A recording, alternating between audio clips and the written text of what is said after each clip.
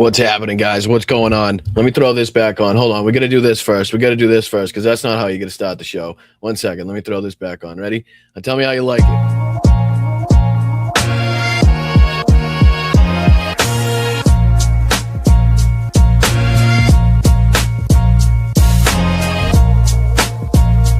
Going back to the old school. Going back to the old school.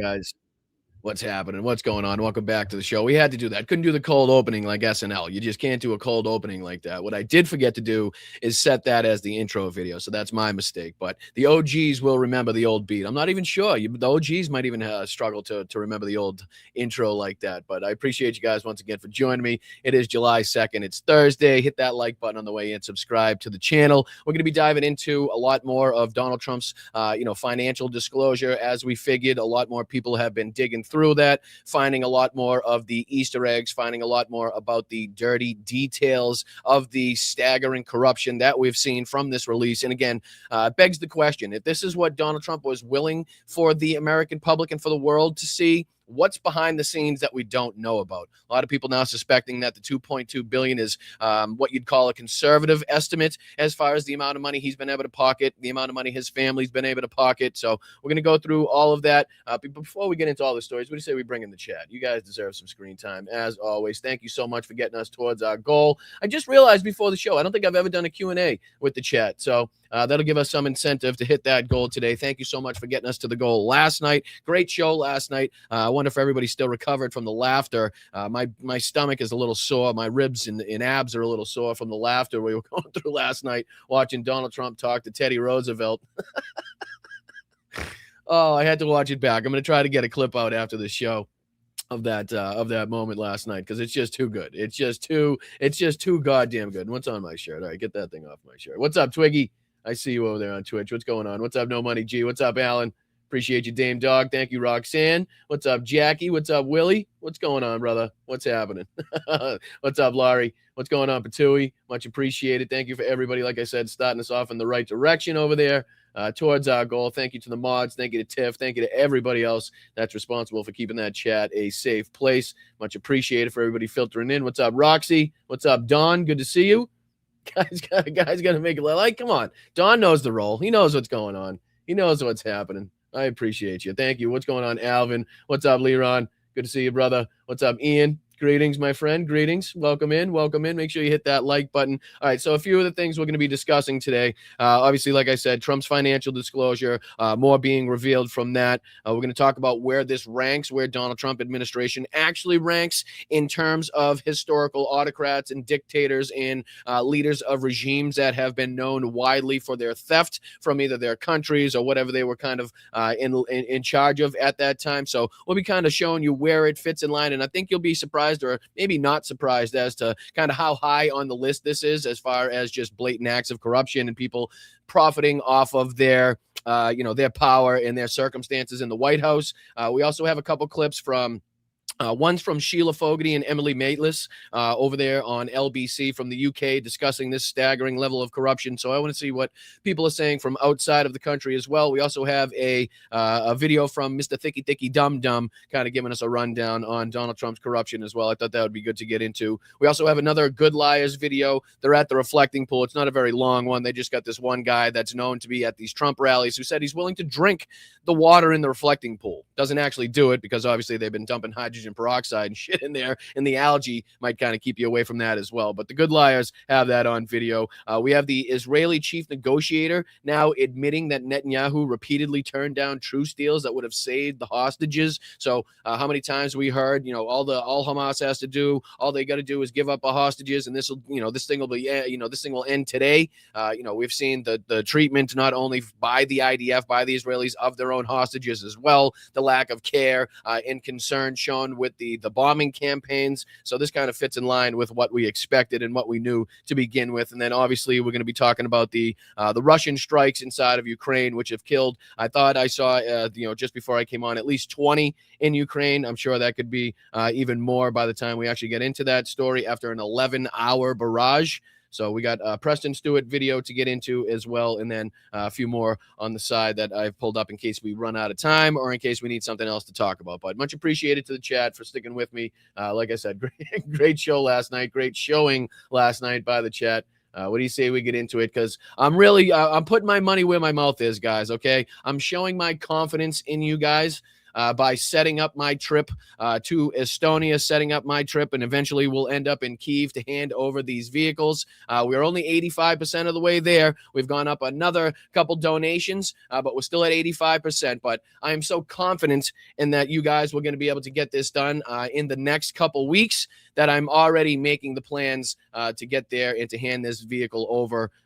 Again, utilizing my own funds to get over there and hand this vehicle over in person. So it's going to be one hell of a trip. And like I said, I'm showing my confidence in you guys because, the last thing I want to do is get over there, spend my own money to get over there and hand this vehicle over, and not have a vehicle to hand over because we're at about 92% of the campaign. You know what I mean? So, but like I said, showing my trust in you guys, showing my my confidence in us getting this done. Again, Summer of Drones campaign, 85% of the way there, now at 17,580 euro. And I have to say, by my calculations, that's got to be damn near 20,000 US dollars. Again, less than 3 weeks is a substantial achievement from this group, from this channel here. And I can't thank you enough for making that a possibility. And again, even if you can't donate, share it out onto your social medias. You can talk about it with your friends, co-workers. If you know anybody inside of your friend group that supports Ukraine, even if they don't do social media, whatever it may be, you can talk about this. Every dollar, $5, $10 goes to help directly to get us towards our goal of 20,500 euros. So in conjunction with the 69 Sniffer Brigade and Help 99, we are going to be heading over there into the danger zone to make sure that we can hand this vehicle over in person. Because like I said, I feel like it's only right to be able to do that so you can see the faces, you can shake the hands of the people that obviously you're trying to help in this, and it just makes it that much more powerful, makes it that much more real, you know what I mean? So you're not just sitting here behind a camera and a desk talking about it. So again, trying to put my money where my mouth is, trying to make sure that I'm showing confidence in you guys in this group to get this thing done. So again, if you can head over to help99.co, toss in $1, $2, anything like that, really goes to help substantially. And again, if you can't do that, you just share that out. Obviously, everybody that's here helping this channel out as well. You can utilize the Venmo up here in the corner. You can just take a quick picture of that. Also, all we ask for here is $1 or $2, nothing substantial, nothing that's going to break the bank. If you can find a couple, spare coins inside those couch cushions and send them into the Venmo so it doesn't take away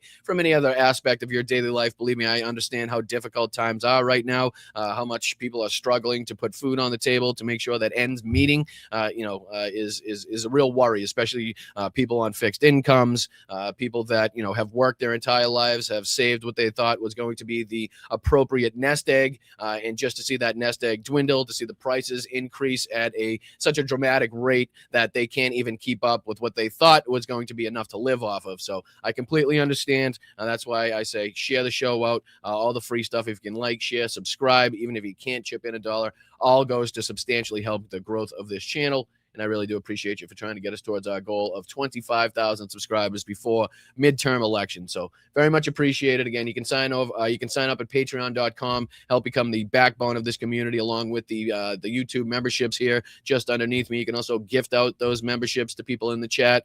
There's super stickers, super chats that you can make in the chat as well. So any way that you guys can utilize whatever you may have to help out independent creators like myself is very much appreciated. I think you understand that. Hopefully I get that through enough to you guys. Oh, thank you, Wayne. I see you in there. Much appreciated, Wayne. And make sure, again, if you guys do chip in and anything to the chat, if you chip in anything to the Venmo, make sure you stick around to the end of the show, because I really enjoy the end of the show and getting to thank you guys, getting to show my appreciation, getting to show how grateful I am for you guys to support this channel and continuing to support this channel. So please make sure you stick around to the end. Much appreciated. Hit that like button on the way in. Let's get into just a little bit of what's probably going to be the main crux of today's show, which is the ongoing blatant corruption that people are finding in Donald Trump's financial disclosure. I put this link in the chat the other day just in case anybody wanted to sift through it and kind of find the Easter eggs that are in this. I'll actually do the same thing here in case anybody wasn't at that show. So I'm going to toss that in the chat just in case you guys want to go through this. This is the actual, set of documents itself. But what everybody's talking about is obviously the amount of trades that we're looking at here. You can go here to page 7 of the document of his financial disclosure, which is roughly 1,000 pages, which is asinine considering I think Joe Biden's was what? I think it was in between 2 and 10, if I'm not mistaken. Very small, nothing really to go through. Didn't trade any stocks or anything like that. But what you're looking at are some of these stock trades here and investments by Donald Trump in his first year as president that made him $2.2 billion that he's willing to disclose, that he's willing to show people. And you can just see kind of the length of the amount of trades and the amount of companies that he's got investments in. We'll take a look at some of the people that have been compiling some of the information and looking at, again, some of the more egregious aspects of this financial disclosure. But just to kind of, impress upon you just how many we're talking about, just continuing to scroll. We're now on page 17, 18, 19, 20. Like, it just continues to go and go and go and go. And then if you can go to, let me go down here, because I had this one pulled up as well. Because I found this interesting. And I know you guys are probably finding your own tidbits, but you know how we're talking about the emoluments clause, and there's kind of like a domestic section, and there's like a foreign aspect section to the whole thing. Well, I thought the whole thing was so that foreign entities, foreign countries, and people in those countries couldn't get power, couldn't hold blackmail over the head of the president to gain some favor, to gain some benefit, whether it be through policy, financially, whatever it may be. Well, I'm noticing a whole hell of a lot of different countries that Donald Trump's got either IPOs in or, different companies registered with. Like we're talking about here's the European Union. That's not so crazy, right? So, but if you continue to scroll down here, and like I said, this is page now 202 in case anybody's following along or wants to check this out later on your own time. But here we go. Here's Hong Kong, right? Trump Home, DTTM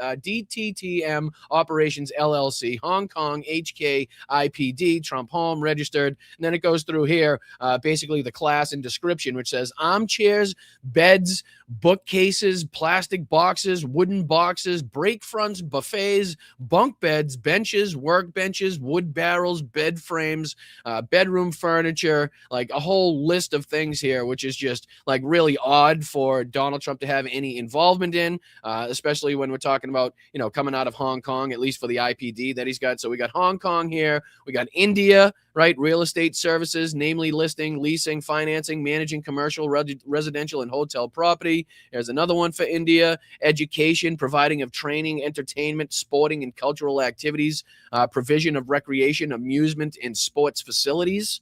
Like, I don't know what the fuck is, I don't know. Like, it's just weird. Nightclub services, health club facilities, services related thereto, art gallery services, entertainment information services, provision of conference and meeting facilities. So that's India. We got more from India. You continue here. Here's Indonesia, right? So we got Donald Trump signature collection registered in Indonesia, clothing, footwear, headgear, Indonesia, Trump. Real estate services, Indonesia, Trump, hotel services, Indonesia, Scion, which is, again, just a trademark name that Donald Trump's obviously got some interest in here. Hotel services, restaurant services, as you can see, temporary accommodation. So more from Indonesia. You continue on here. You got more from Indonesia. Oh, and then you look here. Here's one from Iran, right? So he's got an IPO from Iran. Trump registered here, and it says computer game programs, namely computer software for use in operating interactive single-player and multiplayer games with musical sound recordings on video game machines, 036 Real Estate Services. And again, I'm no expert on what this entails and what this means exactly, but it just all seems very, very odd where he's got IPOs out of Iran. Obviously not very surprising here that Israel would make its way onto Donald Trump's financial disclosures here. Real estate services, namely selling, leasing, management, residential, commercial property. Beers, you can see this one here. Beers, Trump registered beers, mineral and aerated waters. Other non-alcoholic drinks, fruit juices, syrups, and preparations for making beverages, energy drinks, including all class and 32. So you just continue here. You got Japan, you got Jordan, you got Kazakhstan, right?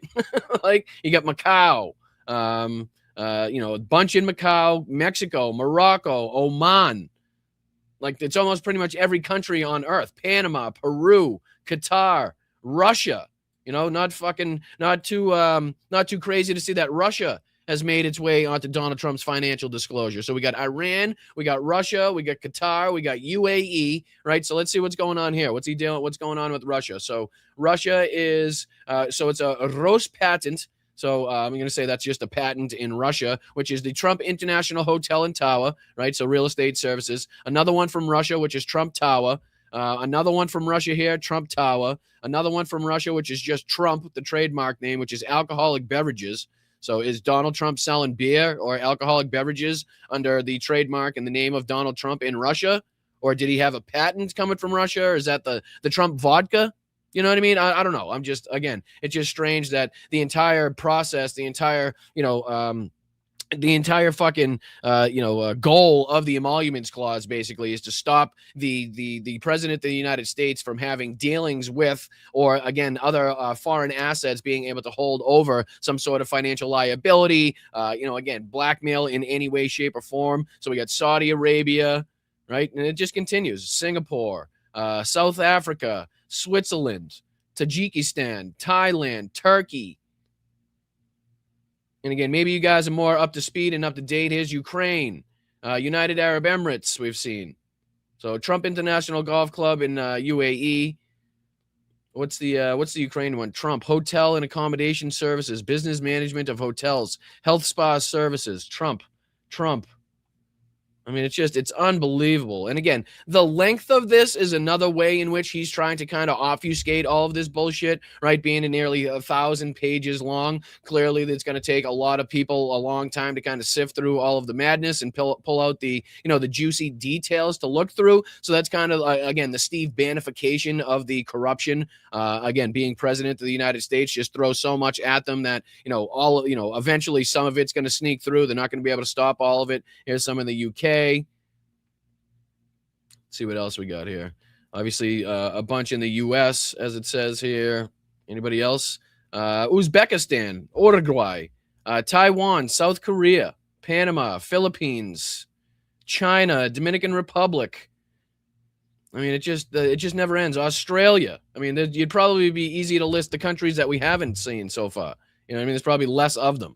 But again, that was just a few of those. But there's other people that have been diving through this. So let's see if we can go through, a couple of these other posts and, people that have been bringing up some of these more juicy details, right? So this was posted by the Assembly. This was posted yesterday, and it says, just went through the 927-page financial disclosure. For context, J.D. Vance's was 17 pages. Okay, so just to kind of compare and contrast, even with somebody within his own cabinet, his own vice president was 17 pages long. Trump's was nearly 1,000 pages long. So it says here are the biggest takeaways. It says crypto, 1.2 billion, as I'm sure you guys have heard that total. 515 million from selling World Liberty Financial Governance tokens. Again, just basically bullshit that he stripped and robbed his supporters of money. We heard that, Donald Trump's corporation made somewhere, I think it was like $2.3 billion. And the people that invested in these things had lost $2.3 billion, kind of showing you who lost their shirt. I think the calculation was, in a lot of these tokens were, if you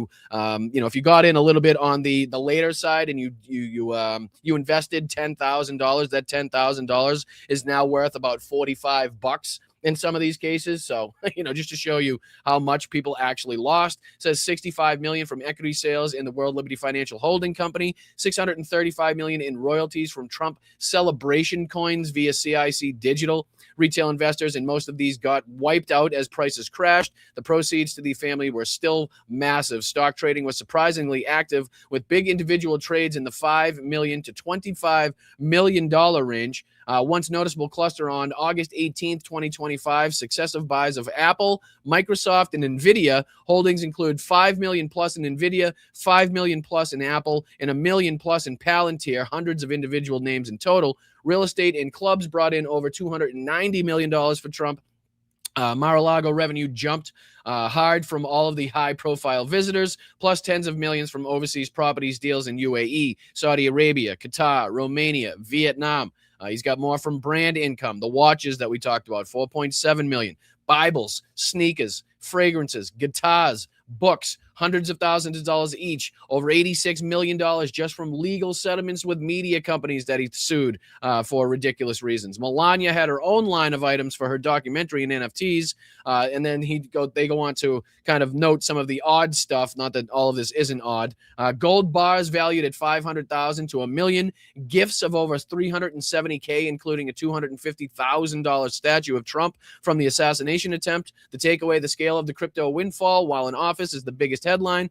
Active stock trading is second. International real estate deals are third. The biggest presidential financial disclosure in history, and it's not even close. At the Assembly, we're a team of 10 helping you spot great stocks at the earliest stage, follow, yada, yada, yada. So that was just, again, some of the more prominent things noticed here. And I believe there was a few more here. President Trump just filed disclosure showing a purchase of $250,000 in LMT. In early April, he proposed increasing the U.S. defense budget to $1.5 trillion, making, make that of what you wish. So Lockheed Martin, basically. So he buys $250,000 of Lockheed Martin and then just so happens to want to up the defense budget to $1.5 trillion, knowing that Lockheed Martin will have a substantial portion of that. You know what I mean? So there's even more that we're going to detail here where, he tries to say that he has no idea what's going on with his stocks. Meanwhile, every single time, even recently, I think today even, he's put out something detailing how much one of the stocks that he's bought has gone up in price after he kind of mentioned it on a True Social post. But this goes on to say, you can't make this up. Trump calls Micron MU a great company. Stock does not go up. In fact, it drops further. What happened to the Trump effect? So again, this is one of the ways in which Donald Trump wasn't helping himself. Let's see if there was anything else reported here. Trump reported over 21,000 trades in 2025. That is 80 trades per trading day, 12.7 trades per hour, one trade every 5 minutes, which is just, again, asinine when you look at that and again, how much he's benefited from those and how much the government has kind of, buddied up to a lot of these companies that he's got this. And this goes to show you here. This is stock trades by presidents since 1990, right? During their term. So probably nothing, right? As he says sarcastically. You can see here, his GHW, his Clinton, his GW, his Obama, his Trump first term, Biden, and then Trump's second term here, okay? So this is, again, individual stock trades by U.S. presidents since 1990 during term.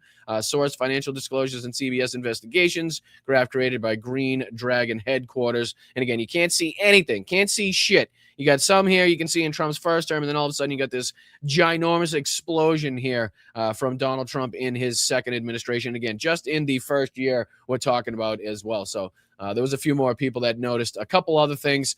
This is from Unusual Whales. I'll just kind of give you a little bit. There are stocks, options, and crypto market news tools and advice kind of, account here. So they're talking about a little bit of what they've been able to see, been able to gather from this financial disclosure. And they say breaking. Look at this. The day before Trump paused tariffs, triggering a historic 10% market rally, his accounts purchased 327 stocks worth up to almost $13 million, so $12.8 million. These trades were disclosed more than a year late, resulting in a big, huge, substantial $200 penalty. You know what I mean? So obviously, why wouldn't they do that? Obviously, they're going to take the hit. If it's millions of dollars they're talking about and the hit is only 200, I mean, clearly they're going to make that choice every single time. There was also a few more where they talk about on July 23rd, 2025, Trump purchased up to $5 million of Broadcom, Avgo, Meta, Amazon, Apple, Microsoft, and NVIDIA. Later that day, the Trump administration unveiled its AI action plan, a policy that benefited all of those companies. So again, yeah, just it's really strange how he continues to just stumble upon these companies that, all of these people he's got no dealings with happen to be investing his money in. Now all of a sudden they're getting these broad and huge and substantial federal contracts here, or again, they're just going to profit from some of the policy that the United States is putting into action. But there was a few more of these as well. There's another one from that same site, that same account, says Trump's newest disclosure shows some unusual trades. Trump purchased up to $5 million of Axon stock in February. Weeks later, ICE sought a $220 million deal with Axon per CNBC. So again, benefiting the direct company that he's been kind of investing in his money there. So again, $5 million of Axon he bought in February. Weeks later, ICE sought a $220 million deal with that same company. And we've seen that kind of repeated time and time again. Here's another piece of the pie. Here's another piece of the puzzle. This was somebody that was just going through kind of the top disclosures here, the top things that they saw. And this was the top 5 findings in Trump's financial disclosures. And it says, 1, World Liberty Financial is a top source of income over 10 transactions. Trump earned more than $500 million in proceeds from token sales distributed by World Liberty Financial. Trump separately booked income of $196 million from a capital contribution from new members of Stablecoin Holdco LLC, of which he owns 38.25%.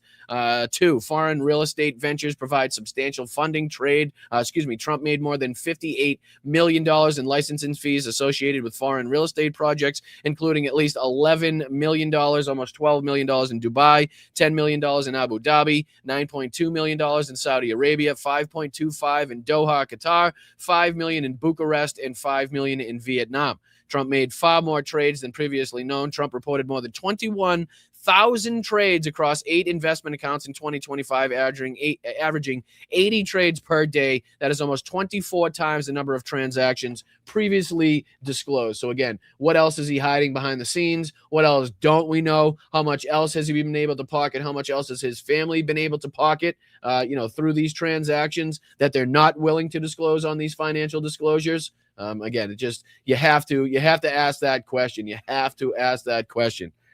So here's 4. Trump received more than $350,000 worth of gifts. A section titled Gifts and Travel Reimbursement shows Trump was handed 10 Super Bowl tickets worth a combined $50,000 by billionaire businesswoman Gail Benson, 15 Daytona 500 tickets worth $7,500 by the France family, which controls the NASCAR racing empire, and 30 tickets worth a combined $6,750 by Ultimate Fighting champion chief executive Dana White to 2 UFC brawls. FIFA President Gianni Infantino gave the president 10 tickets to this year's World Cup final worth $15,000. Rolex provided 10 tickets worth $25,000 to the U.S. Open. So 10 tickets to the World Cup final, $15,000. So he thinks what we're going to believe that his tickets, the suite, whatever, suite that he was given to Donald Trump, the tickets were only $1,500 a piece. Bullshit. People paid 10 times that to sit in fucking nosebleed seats. And then it says here Rolex provided 10 tickets worth $25,000 to the U.S. Open.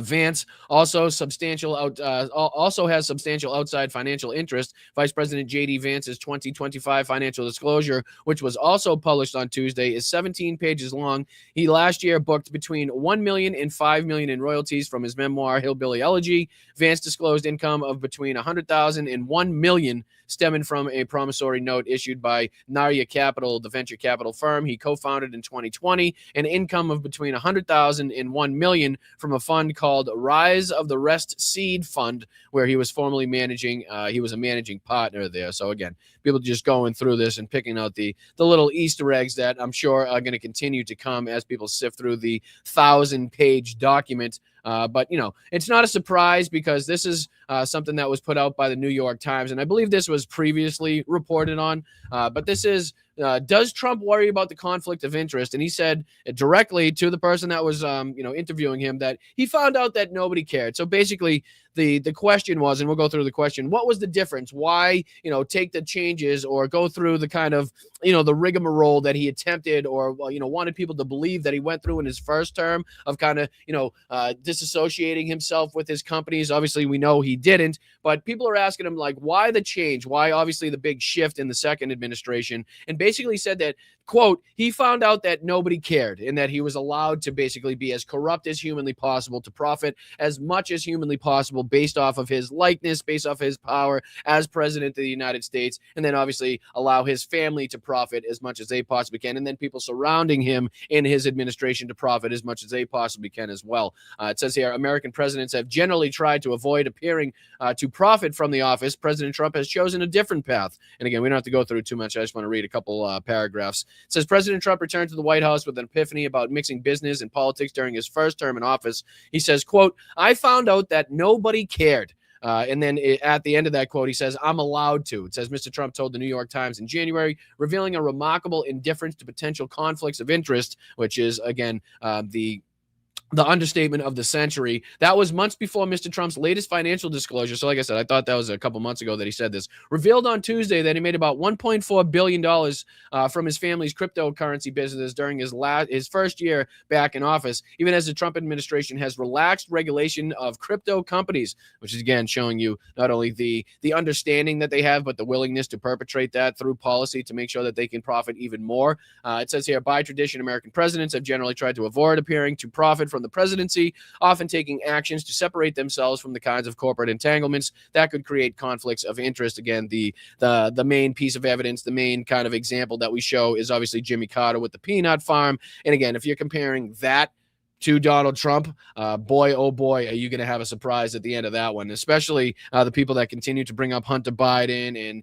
that even if we stipulate the $5 million that they had a problem with, and you put that in comparison with what Donald Trump's been able to perpetrate, it is fucking chump change. You could find it in the couch, basically. It says, Mr. Trump chose a different path, basically smashing through the few norms he paid even glancing attention to in his first term, like having his family restrain its international business activity. And this is what I said, right? We've brought this up a few times where right off the bat, Donald Trump said that his kids weren't going to be involved in the administration, talked about how Ivanka wasn't going to have a role, Don Jr. wasn't going to have a role, Eric wasn't going to have a role, nobody was going to have a role in this second administration. And it's for this specific reason. Right, for this specific reason. So they had that little bit of separation, right? So they had that little bit of like, okay, maybe it's us doing it and not my father doing it. But obviously from what we've seen in the $620 million Pentagon contract Don Jr. got, the $25 million Pentagon contract that Eric got through his companies, and again, the list just continues to go on as far as ones that we could list. All of the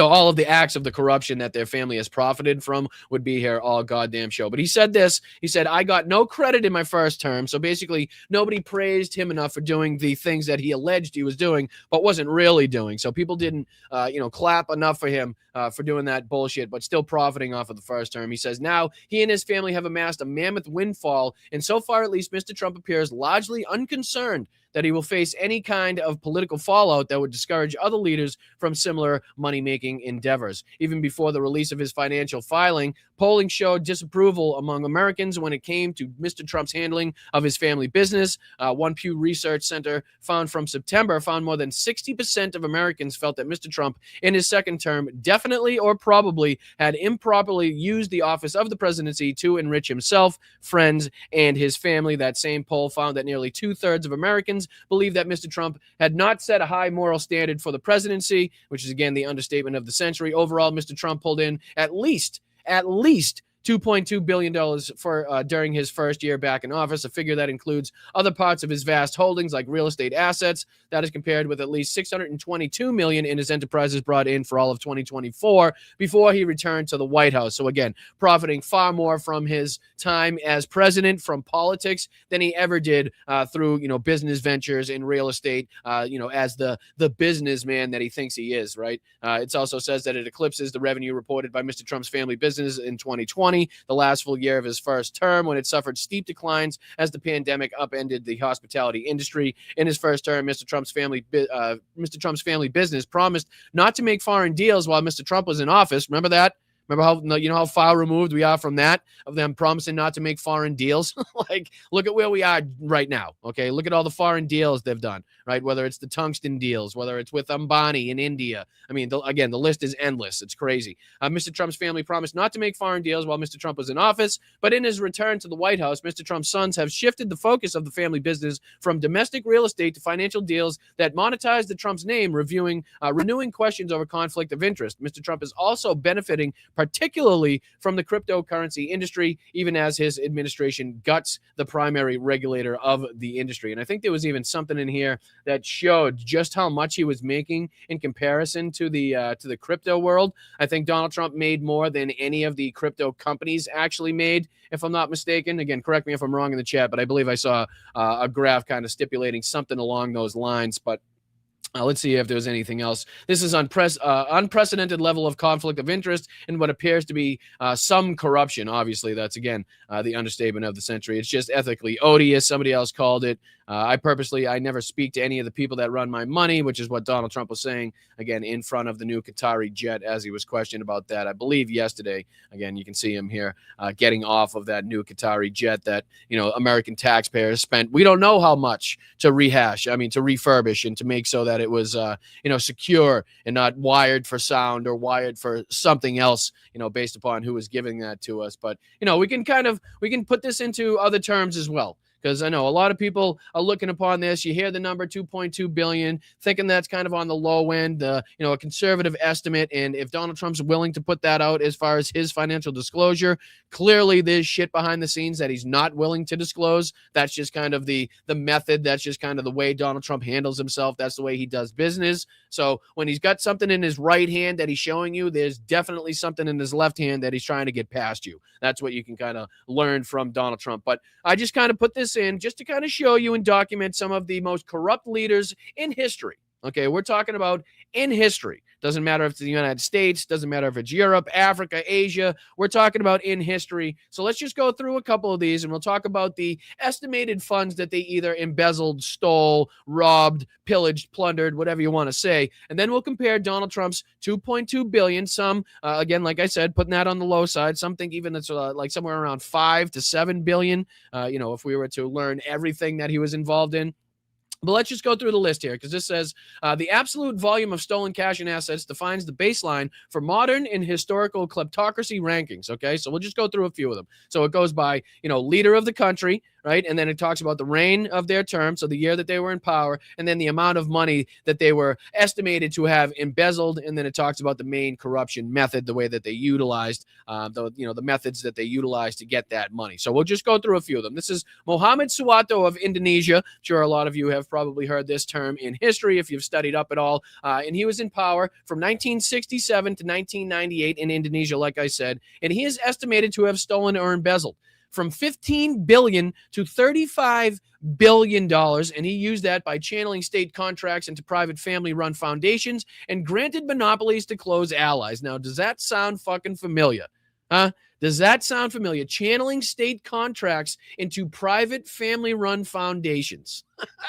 I mean, it's almost like Donald Trump pulled up the playbook of all of these, autocrats and dictators that are widely known throughout history for being some of the most corrupt people on the face of the planet, right? So again, we'll just continue to go, and that's 15 to 35 billion. So not far, really, in comparison when we're talking about Donald Trump and what he's been able to accomplish in just his first year, right? So we still have 3 more years of financial disclosures to come. And if we're talking about somewhere near $5 billion a year, I mean, you guys do the math, and that puts them right in between the categories here of 15 to 35 billion of the most corrupt leaders in the history of the world.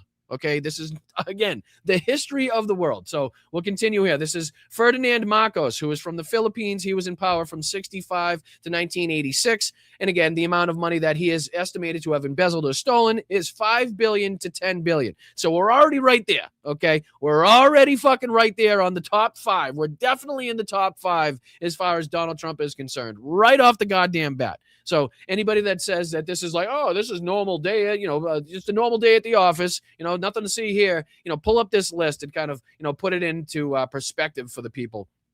And this says that, the main method that he used was to take over private industries by force, skimming foreign aid and using shell companies to buy New York real estate. You know what I mean? It's like you can't write the similarities as far as this is concerned. So taking over private industries by force, how many times have we heard Donald Trump threaten different companies? Hey, give me a stake in your company, or we're not going to do this. Give me a stake in your company, or give the United States a stake in your company. Wink, wink, the United States a stake in your company, and we'll help you out here or there. So, and again, the next one here is Mobutu Sese Seko, which is from Zaire, the DRC, the Democratic Republic of Congo, from 65 to 97, and he was estimated to have embezzled $4 billion to $5 billion, which is just directly skimmed cash from state-owned copper and diamond mines to finance European palaces and in a private Concorde jet. So again, putting it right in line with what Donald Trump is responsible for. And here we are here. This is where Donald Trump, even with his own financial disclosures, would put himself on this list. Okay, so this is Sani Abacha from Nigeria, was in power from 93 to 1998, and he is estimated to have stolen or embezzled $2 billion to $5 billion, ordered physical cash trucks to empty the central, not sure what that says, tender fake national security request. I don't know, something in the way of that. Oh, bank, excuse me. It was something was in the way. I was like, what the hell is blocking that? The central bank under the fake national security quest. So basically just pure outright corruption as far as that's concerned. Just basically ordering physical cash trucks. I don't know if you can get more blatant than that. And then you got Viktor Yanukovych of Ukraine, 2010 to 2014. He's, likely to have embezzled somewhere in the area of $5 billion through pervasive procurement of fraud, infrastructure kickbacks, and building of a massive private estate using public funds. You got Slobodan Milosevic from Yugoslavia and Serbia, from 1989 to 2000, with $1 billion likely to have been embezzled, smuggled state revenues through offshore banks in Cyprus to evade international sanctions, right? So again, Donald Trump's already on this list. So how many was that? That was 1, 2, 3, 4, 5. We got 6. So Donald Trump right off the bat is in the top 5. Okay, so he's more than Slobodan Milosevic, and then he's more than, the low estimates of Sani Abacha there from Nigeria. So quite potentially in the top 4 of the most corrupt people, the most corrupt leaders in the history of the planet. You know what I mean? Like, we're talking about like a ridiculous group of people to be associated with and affiliated with here. And then again, you got some kind of like honorable mentions here. You got Bashar al-Assad, I'm sure what you've heard and know about, prominently as per what happened and took place recently, labeled as a premier kleptocrat by the Organized Crime and Corruption Reporting Project. He institutionalized state corruption by turning Syria into a narco state, relying on the state-backed production of illicit Captagon to fund his war chest. So it doesn't really give the number in which, but I think it was somewhere in the vicinity of billions or hundreds of millions that he was likely to have embezzled. Again, correct me if I'm wrong on that one. They go on to detail the rest of these guys, but not so much as far as Bashar al-Assad. And again, this is Alberto Fujimori from Peru. He was in power from 1990 to 2000, and he pocketed roughly $600 million while systematically bribing judges, network executives, politicians to secure total power. So again, Donald Trump blows that guy out of the water. We got Jean-Claude Duvalier from Haiti, otherwise known as Baby Doc. Right? I don't know if you've seen that documentary. Ruled from 1971 to 86. He stole $300 million to $800 million. So again, Donald Trump far outspends and outcorrupts this guy even. He returnedly skimmed foreign humanitarian aid while the country suffered extreme poverty.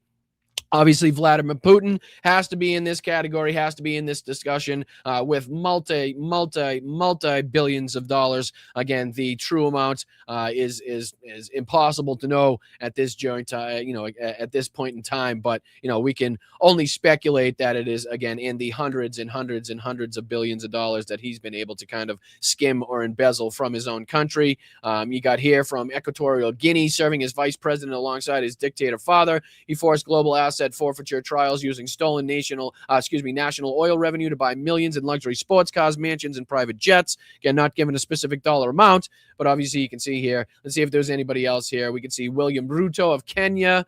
He triggered unprecedented global attention when he narrowly missed a top spot for the same title. Public frustration over tax hikes and state spending led to a viral wave of 40,000 public nominations, the highest received in the OCCRP panel for a single leader. That was Equatorial Guinea, we just said. Here's Idi Amin from Uganda. I don't know if you guys have seen, what is it?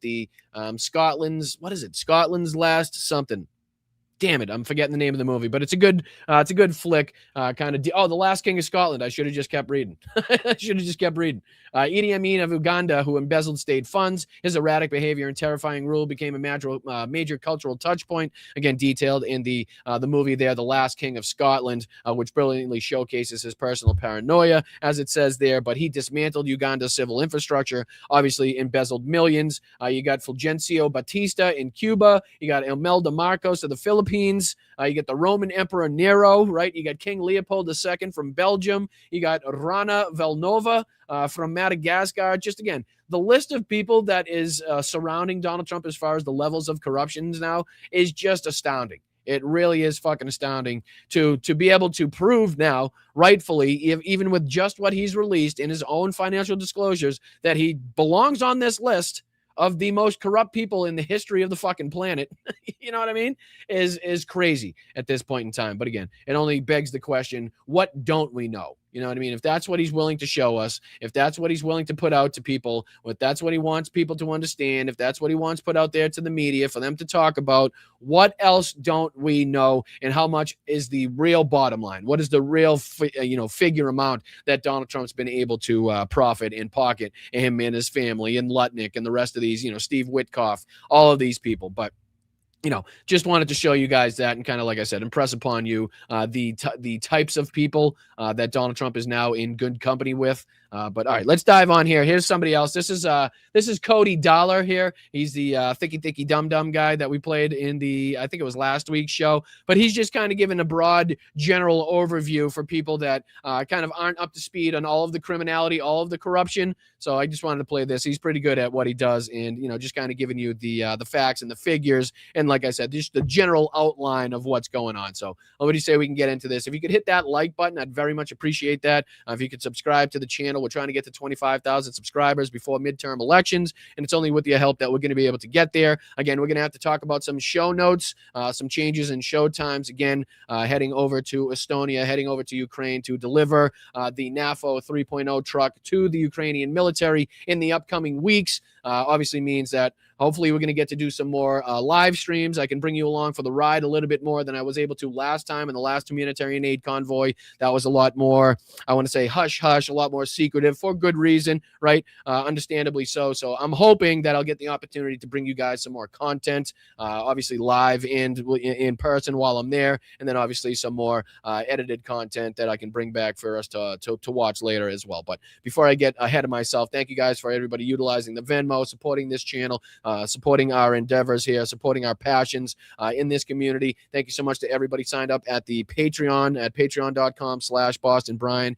You guys are, like I said, you got the backbone of this community, and I can't impress upon you guys enough how much I appreciate everything that you guys do to support this channel. I love you. I appreciate you every single day for making this show continue to go. So, all right, let's go into this. Like I said, this is Mr. Cody Dollar on Instagram, and he's detailing here. He says, so the good people at the U.S. Office for Government Ethics have released a monster document showing all the ways Donald Trump warrants his money. And unsurprisingly, it's dodgy as fuck, and now he makes more money from crypto than he does from his property portfolio. So again, just a couple minutes skit here from Cody Dollar detailing a little bit more about Donald Trump's corruption.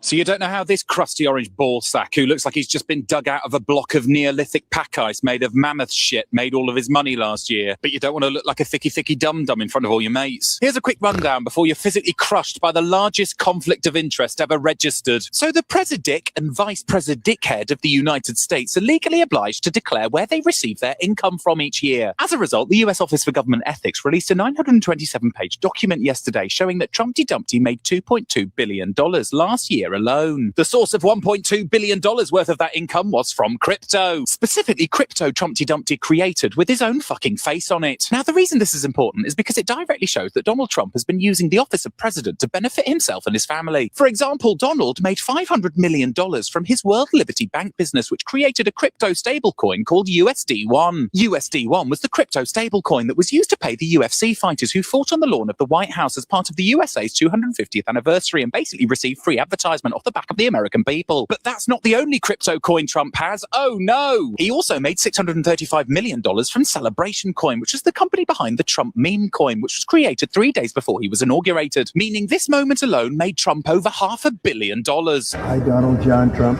do solemnly swear. A fortune that's grown even further since Donald Trump appointed Paul Atkins as head of the US financial regulator because he scaled back the regulation of crypto. Trump's aide Howard Lutnick is also a massive fan of crypto, specifically the cryptocurrency Tether, 12% of which is owned by this man, Thailand-based crypto billionaire Christopher Harborn, who in 2024 handed £5 million to Nigel Farage, the leader of the right-wing political party Reform UK. Now, Reform UK are possibly the next winners. I mean, the connections between all of these people right now is unfucking believable. It really is. The fact that, again, the $5 million that we talked about or was brought up and being discussed in and around the UK that Nigel Farage got, that he felt like he didn't need to disclose, that he doesn't need to talk about, that, you know, it's nobody's business. All of a sudden now we find out that the guy that gave them to him is somehow now associated closely with Donald Trump and his corruption over here in the United States. And it's like, geez, it's almost like they got like a worldwide plot going on for all these billionaires to buy as many of the politicians off as they possibly can to make sure that they don't, face accountability and that they could rape, pillage, and plunder all of these different countries as much as they, possibly can. It's crazy how that shit happens. The next British thank you so much, Colleen. Oh my goodness.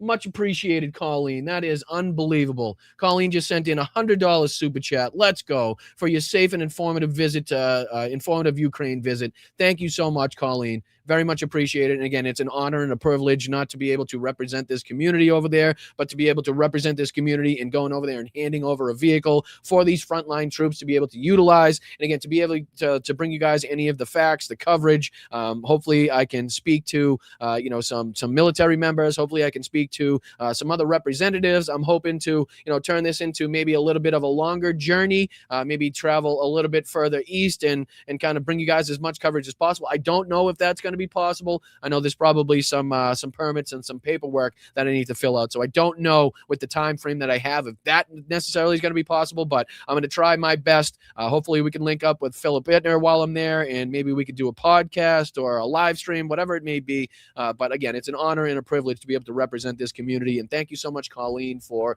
that donation and contribution. It goes a long way in helping pay for the trip. Like I said, this is all coming out of pocket. Obviously, you don't want to burden the fundraisers to pay for your flights to get over there to hand over these vehicles. So I find it important enough. I am passionate enough about this subject to, to throw caution to the wind and to represent this community and bring it, to bring it over there myself. So we're going from obviously Estonia, where the 69th Civil Brigade is based, and then obviously into Kyiv to hand over these vehicles in another convoy. So looking forward to it. Looking forward to bringing you guys the coverage. And bringing you guys along for the ride as well. But thank you so much, Colleen. That is absolutely incredible. And regardless if we hit the the super chat goal today, I feel very, very blessed to have you guys along for the ride. So, all right, let's see if we can finish this one out. Election. It's almost like the incel tech bros are buying off our politicians or something. It's not just Kong coins that Trump made a fortune from. Don't be silly. The US ethics report also showed that Donald Trump made $4.7 million from selling Trump Bibles, which makes total sense because he's a deeply honorable and pious man. You can do anything. Whatever you want. Grab him by the pussy. Sorry, wrong clip. It's this one.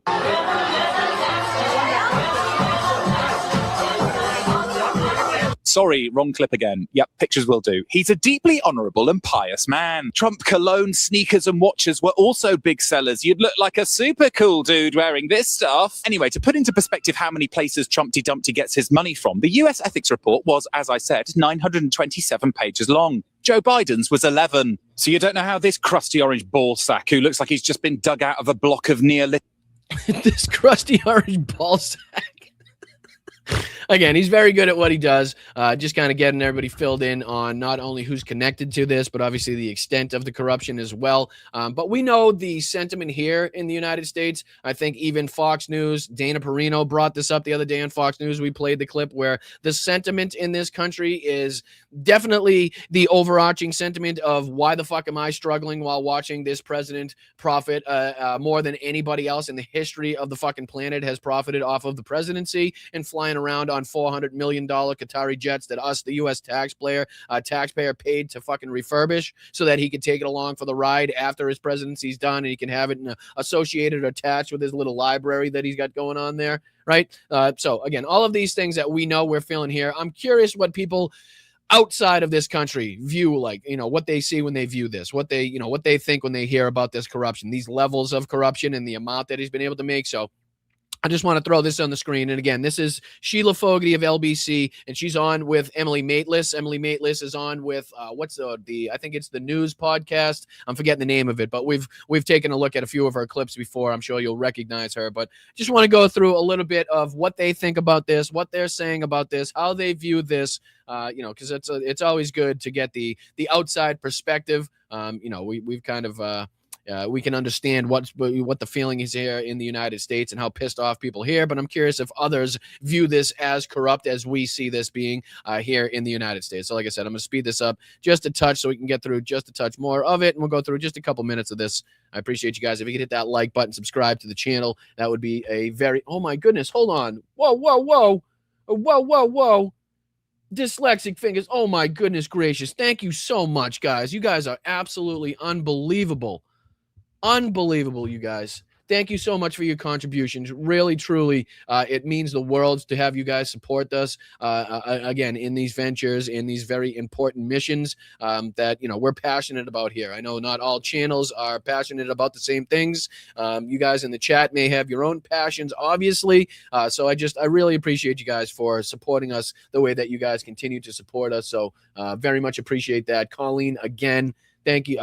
Colleen Gen X, much appreciated for the $20. I keep hearing you say Colleen, Sarah. Colleen's for Ukraine. Again, I know, my apologies. I got to separate the two. I got to make sure that I keep you guys separated. So Colleen's, thank you so much for everything that you do for this channel. And obviously, the generosity towards this trip that will be taken very shortly.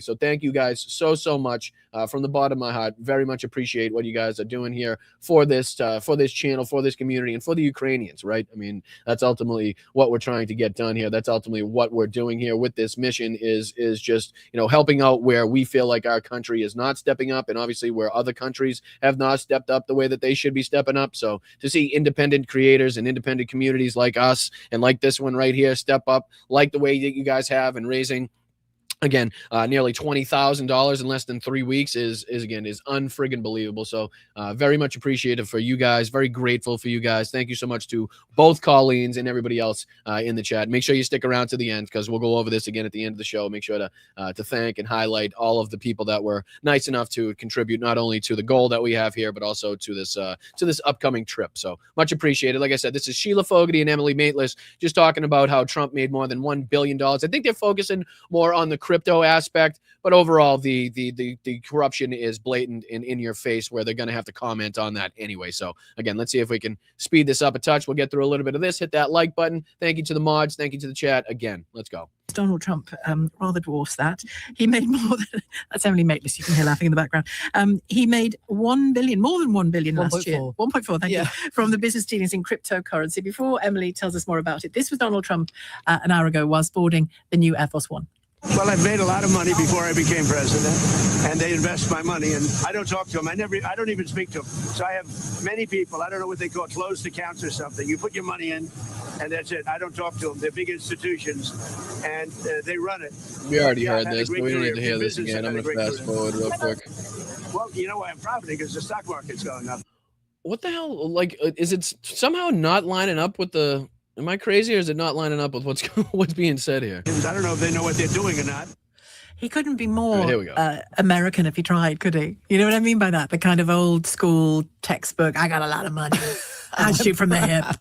Yeah, and to that question, has he done better from business or from politics? He's done best of all from business through politics. Mm-hmm. He has enriched himself, as you say, to the tune of $1.4 billion in the last year. That's around £750 million from business dealings in cryptocurrency as president. And I think that is why we are, at this side of the ocean at least, there is a sharp intake of breath, because this has all come out in a 900-page disclosure where we now understand the royalties he got from, for example, the Trump meme coin, 635 million. That has now plunged in value since he launched it days before taking office. He reported $500 million in income from World Liberty Financial, cryptocurrency, founded by, drumroll, his own sons and the children of his special envoy, Steve Witkoff. And where have you heard Steve Witkoff's name mentioned before? Steve Witkoff is the man that he sends all out over the world, to try and negotiate peace, right? And it's all business dealings. Well, you know, we haven't got... I mean, look at what they're recognizing, though. And it's not like, you know, this is a huge premonition here, but,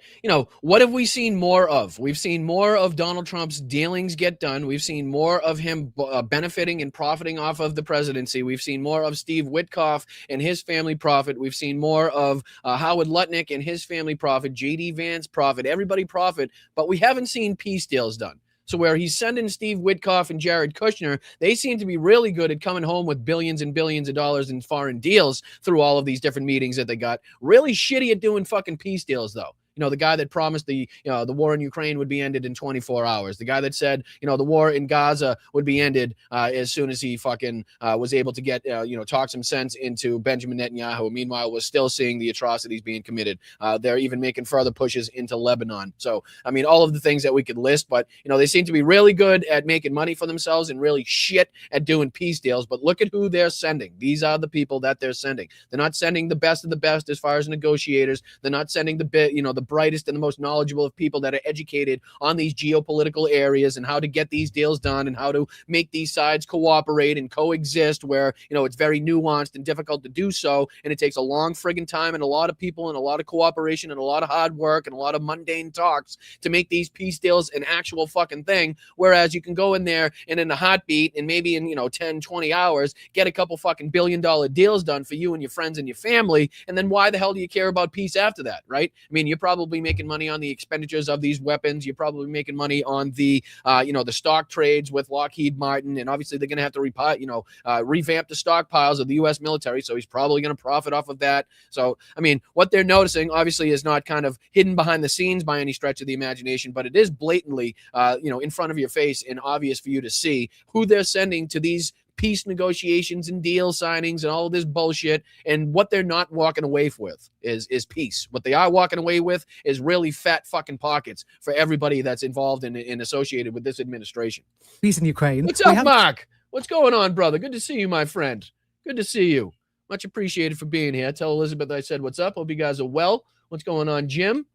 What's up, WW? Good to see you guys in the chat. Much appreciated. What's up, Ruben? What's up, Thanos? Good to see you guys. Make sure you hit that like button on the way in if you're just joining us. We're just kind of going through some of the foreign reaction, some of the reaction from outside of this country to Donald Trump's vast corruption that has been kind of thrust into our faces with his financial disclosure. Again, begs the question, what don't we know about? If, like I continue to say, and I probably sound like a broken record at this point, but if this is what he was willing to put out to the public, what wasn't he willing to put out to the public? What is he hiding still? Because a lot of people have speculated that this $2.2 billion is still on the very low end of what he's actually been able to profit, what he's actually been able to pocket, him, his family, and his cohorts here. We haven't got Russia around the table. We haven't really sorted out, the Middle East. And suddenly it all becomes a bit clearer that what you are sending Steve Witkoff out to do is to bring back some lucrative businesses for your presidency. And when he says, I don't talk to them, whatever they're called, who's he talking about when he says that? Just big sort of blind trusts and... Well, the idea of a blind trust is that you lock everything down where it cannot be touched if you're getting the presidency. Yeah. Just to get back to the American ideal, right? The ideal is that you will take public office and most likely end up being in debt because you are giving your service to the American people rather than enriching yourself. Just to take you back to the 70s. For a bit, of course. Jimmy Carter gave up his peanut farm, right? He had a peanut farm. He had to write that off because he was going into, the biggest job in the world. The idea that Trump has not only clearly, not tucked his business away, he has used his status through UAE deals, the Qatari jet, even when he was talking about ending the war, the invasion of Ukraine. Remember, it was all about the mineral deals. Sign up to the mineral deals, and then we'll see what we can do for peace afterwards. Remind me as well of the country that gave him a bar of gold bullion. Do remember that. It was. I don't think it was just one. Just one there was a country. woman who presented it in the Oval Well, Tim Office. Cook did the same. Tim Cook went into, the head of Apple went into Sorry, the Tim Apple. That's Tim Apple. office and said, Have a gold. here you are, That's the gold Mr. bullion. 47th. And I think what is extraordinary, I guess, is that if you remember Nigel Farage's face last week, when he was clearly spooked by a lot of those media interviews who were trying to understand the £5 million donation that he hadn't declared and how he could justify, Also from a crypto billionaire. also from crypto billionaire Christopher Hubble, how he could And justify. again, it's given people, like they're bringing up now, it's given these corrupt politicians all over the world now just an excuse to embezzle, an excuse to take money from foreign assets, to take money from different dark entities behind the scenes and feel like they don't have to divulge that, right? I mean, it's only $2-3 million. It's only $10 million. Look at the president of the United States, made $2.2 billion, if not, 5 or 10 times that, depending on what he didn't disclose in his financial disclosure. So it's like, it's just given ample opportunities for these, these bad actors all around the world. Not only the instability that's created in the Middle East and all the power players there that are going to try to rise up and, take whatever power has been kind of left in that vacuum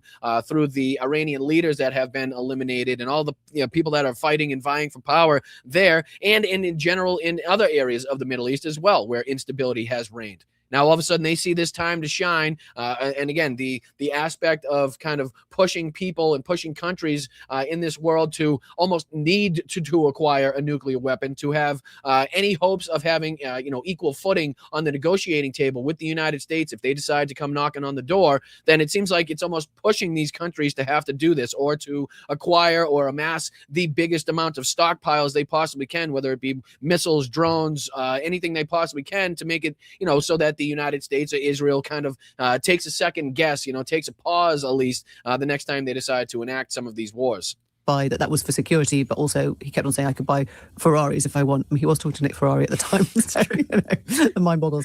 But that is being investigated here by the parliamentary commissioner, right? We are waiting to see the effect of his findings on what happens next to Nigel Farage. Who's investigating Trump for this? No one. And the president also reminded people he's highlighted he isn't subject to federal conflict of interest laws simply by being president. That doesn't sound right. Look, what happened? Well, again, add this to the, the lawsuit that he's got with the DOJ, right? I mean, how much taxes? What's the tax rate on $2.2 billion, right? Is he going to be able to pay that? Is he going to be forced to pay that, right? I mean, is it the DOJ, lawsuit that he's got that says that he's not, kind of privy to, and he's not going to be subject to, him and his friends and his family, to any of these, like the audits or anything like that. So, I mean, again, the levels of corruption here just never ceases to amaze me. It's fucking absolutely asinine to see it in broad daylight and him release the financial disclosure saying so. Just goes to show just kind of how much power he thinks he has right now and how safe and secure he is based upon the people that are now surrounding him, the people that he's been able to get, kind of approved by Congress, the people that he's been able to appoint to these different positions. He thinks he's got enough of them in place right now. He's got enough power over the Supreme Court. He's got enough power over the House. He's got enough power over the Senate. He's got enough power over the Pentagon. He's got enough power over the FBI, the DOJ right now to just be like, yeah, fuck it. I don't care. I'm going to release this. I did make $2.2 billion, if not much more than that. And what are you going to say about it? Because he knows nobody in his administration and nobody in the Republican Party is going to say fucking shit about it. They've already been out there kind of obfuscating for this, saying that, everybody wanted him as a businessman. And well, no, he bankrupted more companies than he actually made a success. So again, you can go with that business line fucking rhetoric all you want, but we have the ammunition to shoot that shit down right off the bat too. But, diving into something of a little bit of a different aspect, a little bit of a lighter note,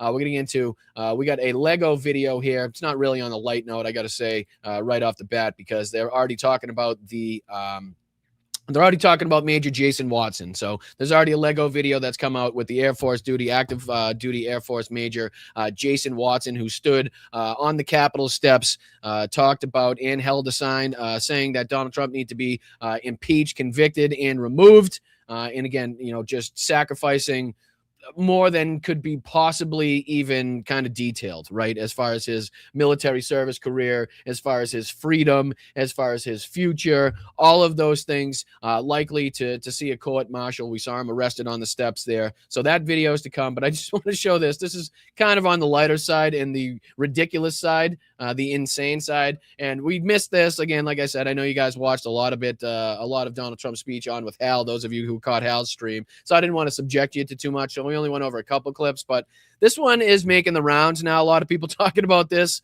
Donald Trump basically saying he wants to have a threesome with his sons and the Medal of Honor, apparently.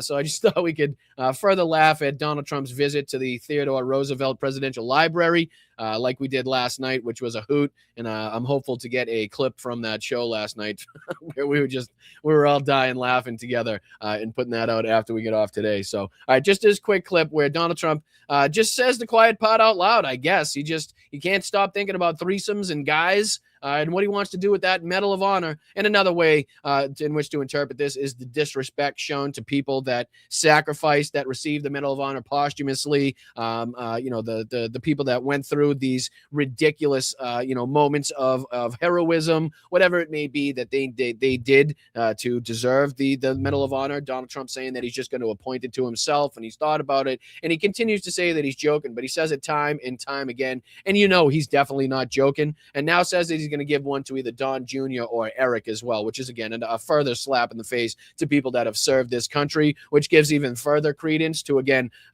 Jason Watson and, his act of courage that he showed yesterday. So, all right, let's see. This is, again, Donald Trump telling everybody he wants to have a threesome with his kids. I shit you not.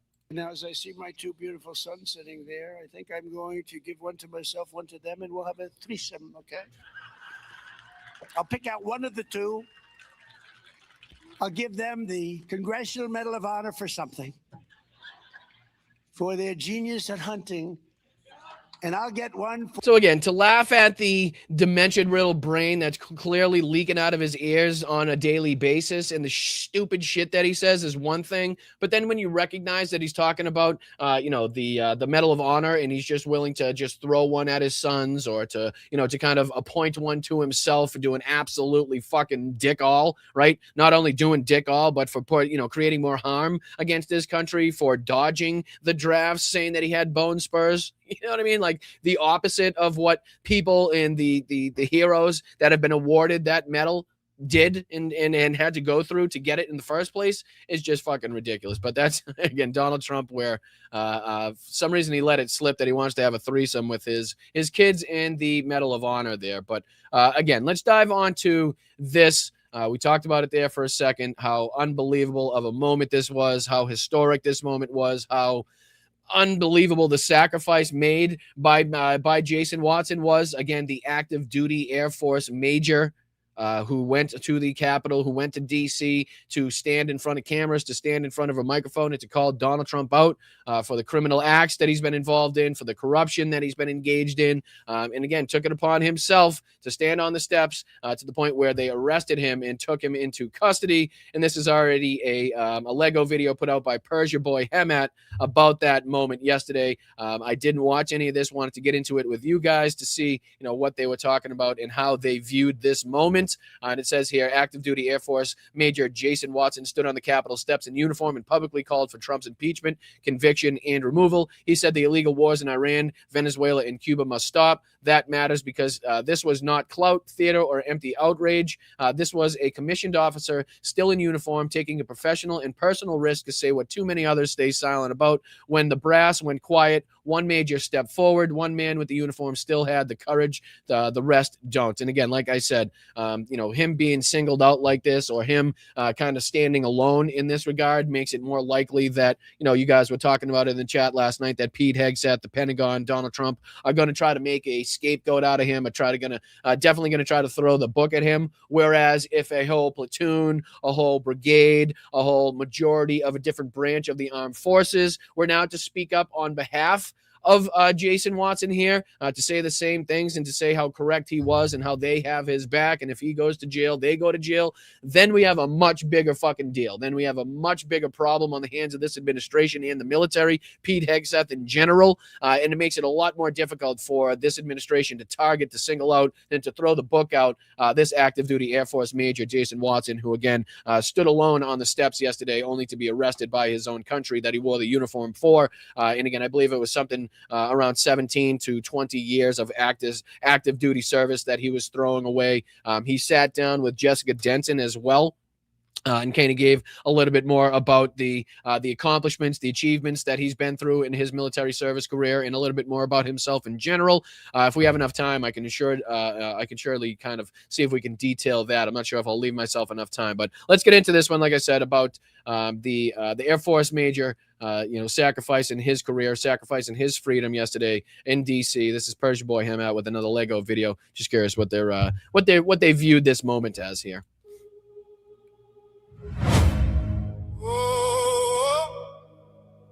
Blue uniform.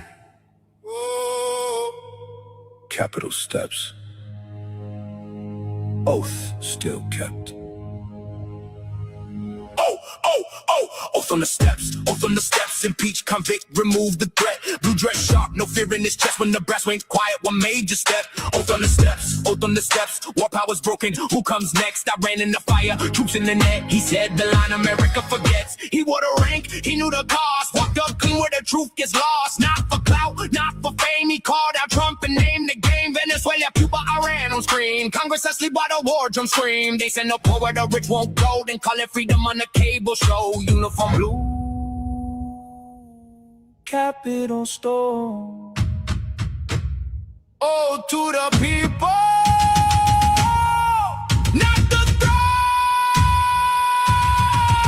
Oath on the steps, oath on the steps. Impeach, convict, remove the threat. Blue dress shot, no fear in his chest. When the brass went quiet, one major step. Sacred defense. No war with Iran. Send them home. Sacred defense. So again, a little bit of a shorter video there from Persia Boy Hamat doing the Lego videos. Again, just bringing up and referencing and detailing the historic nature of what that active duty Air Force Major went through and sacrificed, and what that means to have somebody again in uniform serving in the armed forces of this country to speak out against the commander-in-chief of our armed forces. The way that he spoke about Donald Trump, and again, everything he said was spot on. There was absolutely nothing to be added to it. He was brilliant in the way that he went about doing this, and again, he needs to be supported, he needs to be respected. I know there is some crowd fund sourcing going on to try to support anything in any way that people possibly can, so be looking out there for the different ways in which that you could help support Major Jason Watson in his endeavor. Obviously, the more support he gets, the more it shows that this country is behind him and the things that he was espousing and the things that he wanted to see. So obviously, once again, we give all the respect in the world to that Air Force Major, obviously Major Jason Watson, for taking the time, sacrificing what he sacrificed, sacrificing his future, obviously his military career, to speak up in the way that he spoke up yesterday. So big ups, a lot of respect for him for doing that. And if only we could see a lot more people in the armed forces that think definitely the same way that he thinks, that understands the same things that he understands, to speak up in the same way, to make it so that he's not out there alone, so that he's just, not being thrown to the wolves here for this administration to kind of make an example of. That would be very nice to see. But again, it remains to, it has to be said exactly what type of sacrifices they have to go through in order to do this. This isn't kind of like a split second decision that you make. Like, he's throwing away a shitload. He's risking the shitload. What the future holds for him now is not good things, you know what I mean, to put it mildly. So there's a lot that goes into making that decision, but it would be nice, it would be very nice to see, and it would be very beneficial and helpful to see a lot more people now being kind of wielded as Donald Trump's military pawns in his political game, to speak up against the injustices, to speak out against these war crimes, to speak out against the way that this military is now being utilized. But like I said, be looking out there for the crowdsourcing efforts, the fundraising efforts to help support that major in his fight. So much appreciated for you guys sticking with me on this show. What do you see if we can jump into a little bit more of this ridiculousness, a little bit more of this craziness coming from the Good Liars coverage in and around DC? I'm going to throw this on the screen. This is just, we don't have to get through too much of this. I know we went through a lot of the psychopaths and the sycophants that were lined up for Donald Trump's speech in the other show that we had, but this is just them in and around the reflecting pool, okay? And this guy with the hat,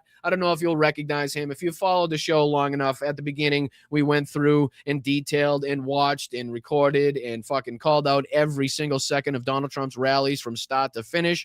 And you kind of get acquainted with the people that go through the crowds, that kind of went through the cow gates, that go to every single one of his rallies. And I do recognize this gentleman here in the Trump 45 hat with the American flags on it. And he's trying to say that he's more than willing and able to go drink the water that is in the reflecting pool that, again, we witnessed Donald Trump's cohorts and people dumping hydrogen peroxide into. Obviously, the algae buildup, the floating paint chunks kind of make it so you probably wouldn't want to do that. But apparently this guy is willing to prove, or said he was willing to prove, how much he trusts in Donald Trump and his ability to do things correctly. But again, this is just detailing the levels of sycophancy, the type of people that are still left inside of this cult, and how that, I think we've kind of culled off everybody that we're going to cull off at this point in time. I think the people that are remaining, like I continue to say, are going to be the people kind of, sitting there jamming to the band that's playing on the deck of the Titanic as it goes down and hits the bottom of the sea. That's the type of people that are left. They're never going to recognize that they've been lied to. They're never going to recognize that they watch propaganda. They're never going to recognize how fucking out of touch with reality they actually are. These are the people that are left. So again, to think that we can still kind of convince people on that side is, I think, a ridiculous venture. And I think this guy's to further prove that point here. But, like I said, just a couple minutes of this and this ridiculous shit. In the reflecting pool. You know what? Let me tell you, doesn't matter if algae or chemical or whatever. You have to compare the president, the condition of the pool, how it looks, and how it's. I mean, I can come Look at the fucking pin. What does the pin say? What does that say? Semi-quincentennial with JD Vance's picture and Donald Trump's picture. I mean, sycophancy much, right? I mean, do you get the picture of kind of the painting that I'm drawing for you guys as far as like the people that are still left in this cult, right? What is like the 20, 25, 30% of Donald Trump's base that we always knew was going to ride or die with Donald Trump until Donald Trump rode or died. You know what I mean? But here he is. He's so confident in the fact that Donald Trump handled this whole reflecting pool thing right, that he's now about to tell the Good Liars that he's willing to go drink the water. I shit you not. Drink the water if you want to. Yeah, let's do it. So we are headed down to the reflecting pool. This person is going to drink the water. We are here at the reflecting pool in Washington, D.C., and this has been the source of a lot of controversy over the last few weeks. Of course, Donald Trump had a plan to paint the reflecting pool urinal water in a truck stop blue. It turned out to be clogged. Toilet water in a truck stop green. And now they're doing all they can to get all the algae out of there. Really a lot of controversy, DeVrom. How do you feel? Do you feel unsafe being here? Are you worried? You get worried a little bit. The algae could come back at any moment, but it's being kept at bay right now. Of course, vandals. Like I said, we don't have to go through the entire broadcast. I'm going to skip ahead where they go back and they talk to this guy, because that was just kind of the preview, right? So we'll skip ahead where they talk to this guy, and then we'll show where he goes and actually says that he's going to go drink the water, and we'll see if he actually has the balls, okay? Let's stick around, see if he actually has the balls to put his money where his mouth is and to actually drink the water, the cesspool water that is now filled at the reflecting pool. Here it is. No, you are a hypocrite. Right? Hypocrite, right? So for the people that created this, more exactly the Democrat Party. Democrats are evil. The Democrat Party is. You guys follow that? More exactly, the Democrat Party. They're evil. Anti, like God. They don't believe in God. So surrounding the reflecting pool now are cameras. Here's one here, and then behind you over here is another one, and there's another one over there.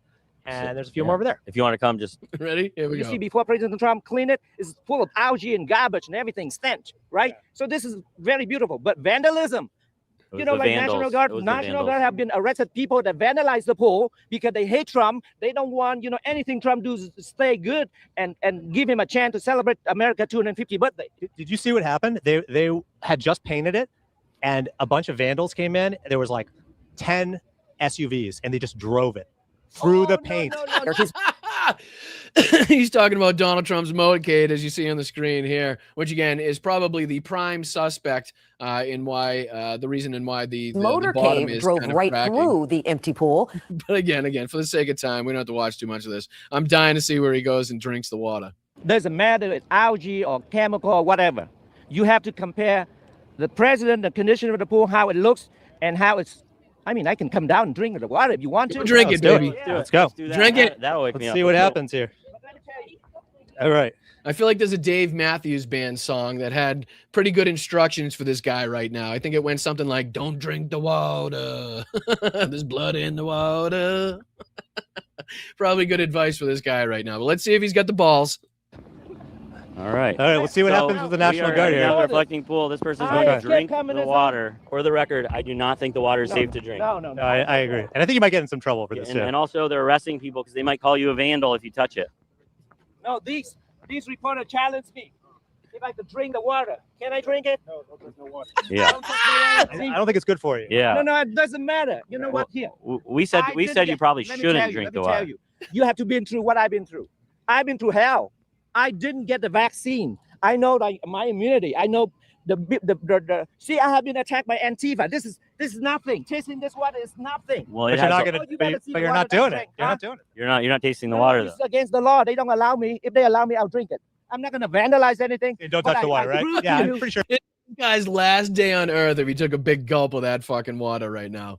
They're saving his life. He doesn't know it right now, but they are saving his life by not allowing him to drink that water. And thank you so much, Laurie, in the chat for sending me that that Persia Boy Hemat Lego video as well. Much appreciated for sending that over before I forget. But yeah, they're quite literally saving this guy's life by not allowing him to drink the water out of the reflecting pool. Again, sitting there watching people dump hydrogen peroxide in there. You got algae of multiple different variations. You know what I mean? Floating chunks of fucking rubber and paint.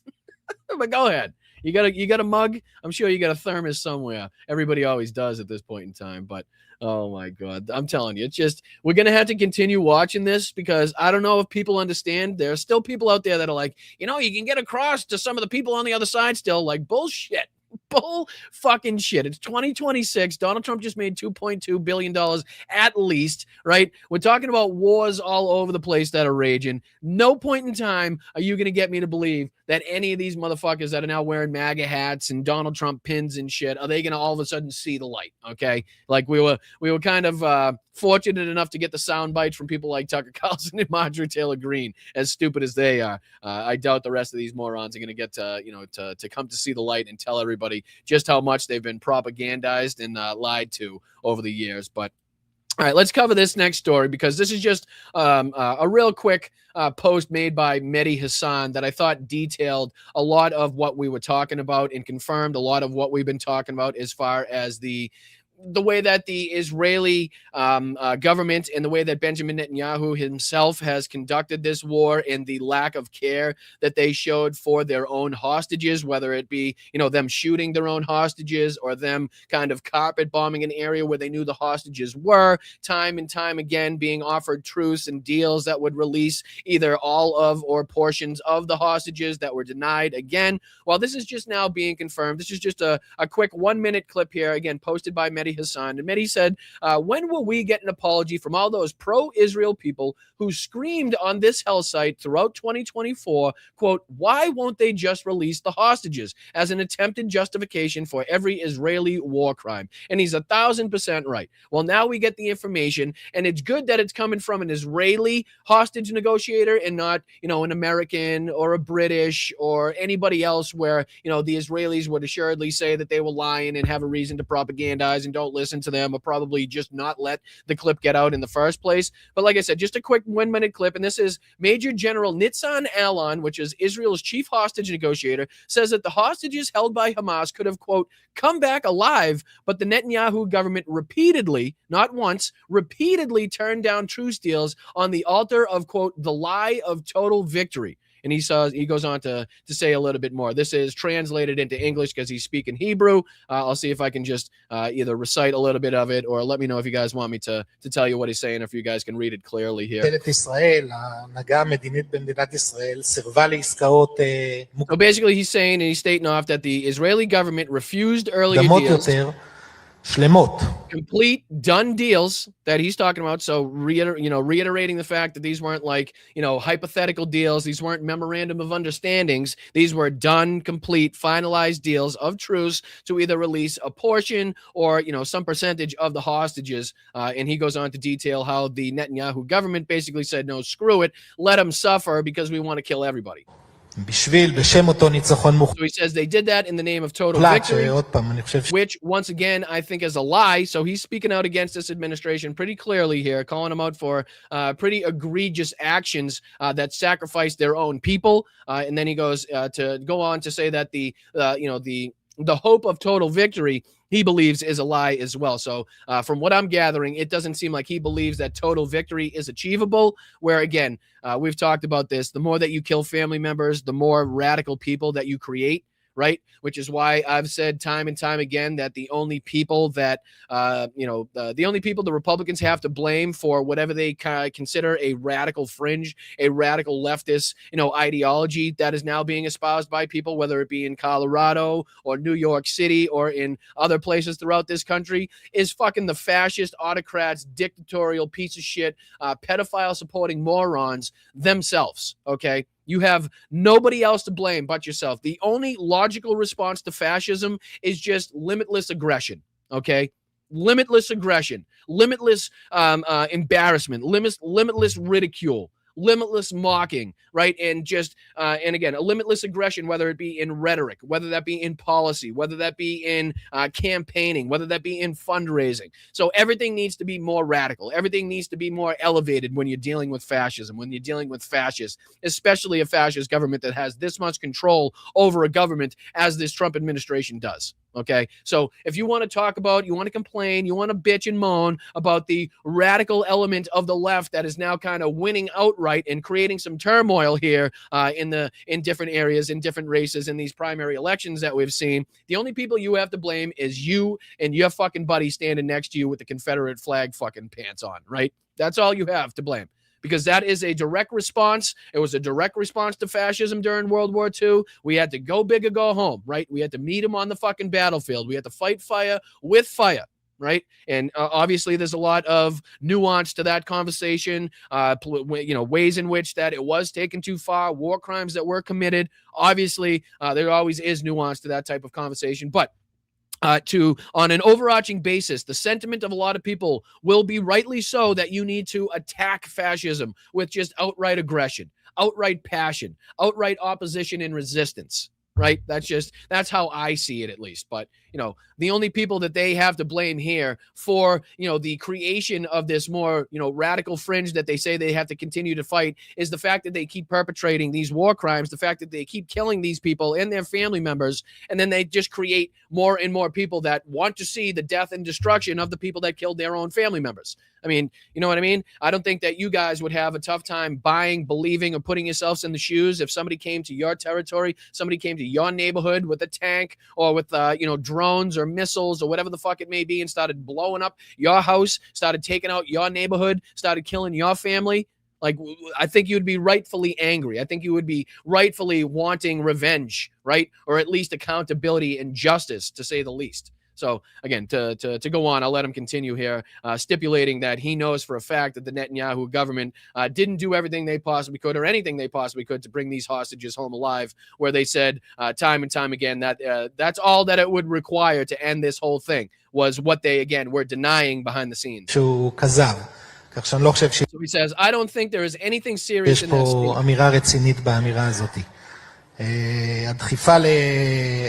Their push for partial deals, when the cabinet or other forms led by the prime minister had received various proposals and alternatives for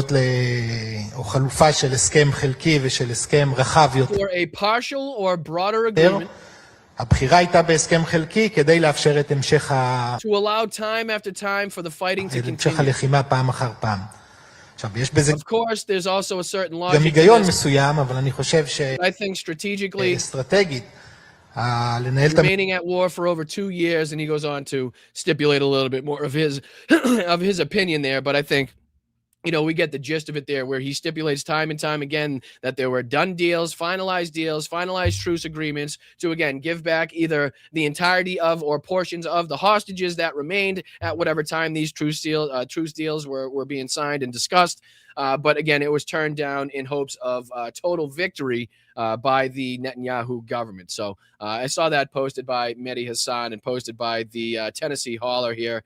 And I wanted to make sure to highlight that as we continue to recognize these, genocidal freaks, and how everything that they say is reality is not reality, and they lie consistently almost about every single aspect of what they're engaged in.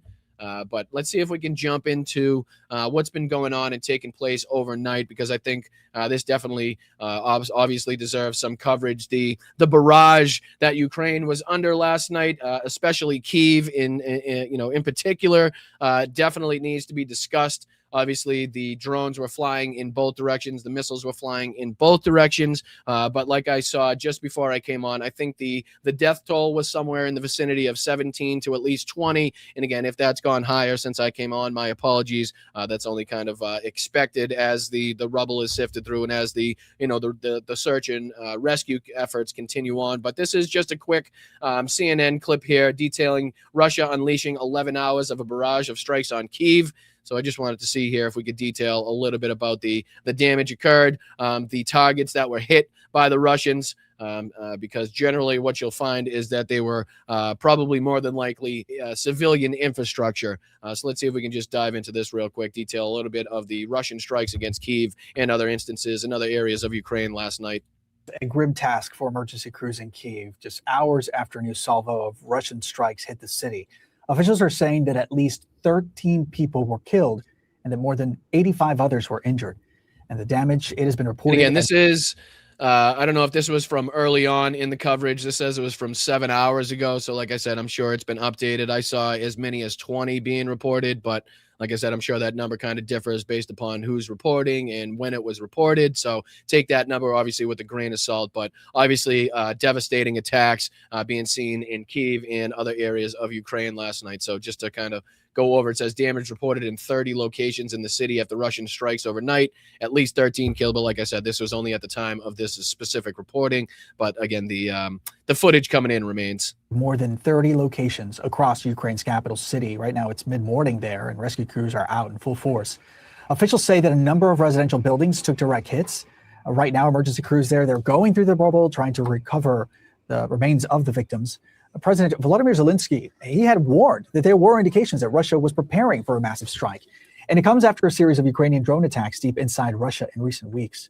Ivan Watson is following development. But I mean, again, just something that I'm gathering from this and what we've seen recently from the strikes between obviously the Ukrainians into Russia and Russia into Ukraine is, we've reported on the consistency that Ukraine has had recently of putting up more missiles and drones on a nightly basis than Russia is able to throw back at Ukraine.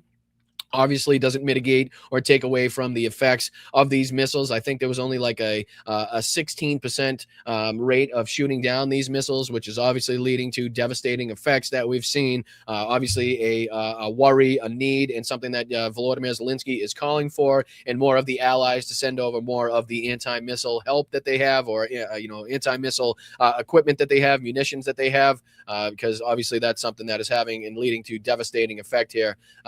But what I'm seeing here is the fact that Russia seems to be forced now to kind of go a certain amount of time without seeing these big strikes, and then trying to compile enough weaponry, enough missiles, enough drones to try to affect or try to enact these type of strikes on Kyiv. Like, I don't know if that's showing that they're going right from hand to mouth, like straight from the factory. They have to utilize the bombs and the missiles that are being built right off the fucking factory floor and putting them right into good use, as far as they see it going into Ukraine. But We've seen, like I said, consistently the Ukrainians be able to put up more in terms of missile and drones than Russia has. So this is typically along the lines of what we've seen. Just every so often, Russia launching these devastating attacks, and then there's some sort of lull in between. Not saying that they're not launching any attacks into Ukraine, but to not to the fact or to the levels that we've seen in some of these more recent strikes inside of Kyiv here. So just to detail a little bit more of these strikes, we'll go on. From Hong Kong and joins me live, Ivan. So what do we know about what led up to this? Our understanding was that Ukraine's president had intelligence that this was likely coming? That's right. And Volodymyr Zelensky had, in fact, warned residents of Kyiv to heed the air raid sirens and to treat this seriously. So you actually had large numbers of residents who had taken to the subway stations that have served. And you'll recognize in the back room that is not a military barracks. That is not a fuel or ammo depot.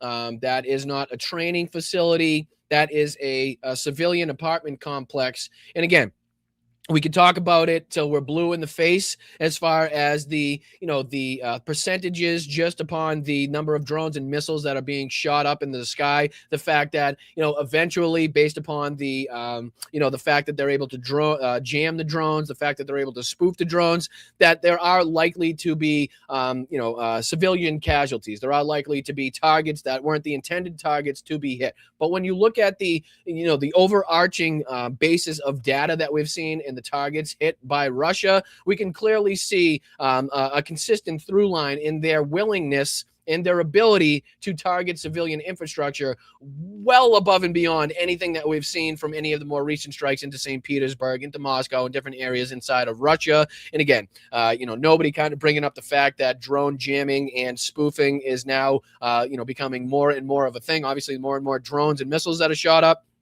the more and more chances they have to spoof or jam these drones and forcing them either off target, forcing them to hit targets that they weren't originally going after, falling into fields, falling into, again, residential facilities, whatever it may be. But, it's just the majority of targets, it seems like, targeted by the Russians are more than likely civilian infrastructure.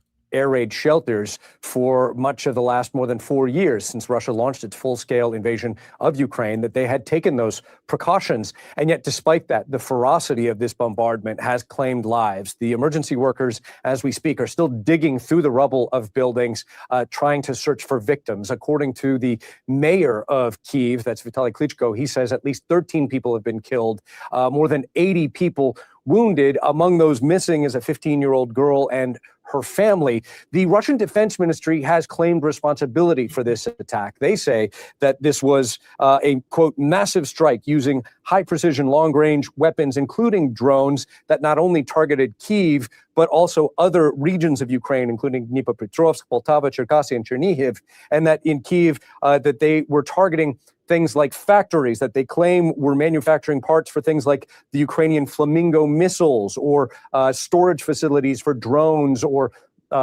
industrial areas that were used to create parts for things like drones. Just to show you how closely this struck home, let me see if I can throw this on the screen real quick, because anybody that's followed this show long enough or watches Hal's show will obviously be familiar with Philip Ittner, who's obviously been living inside of Kyiv.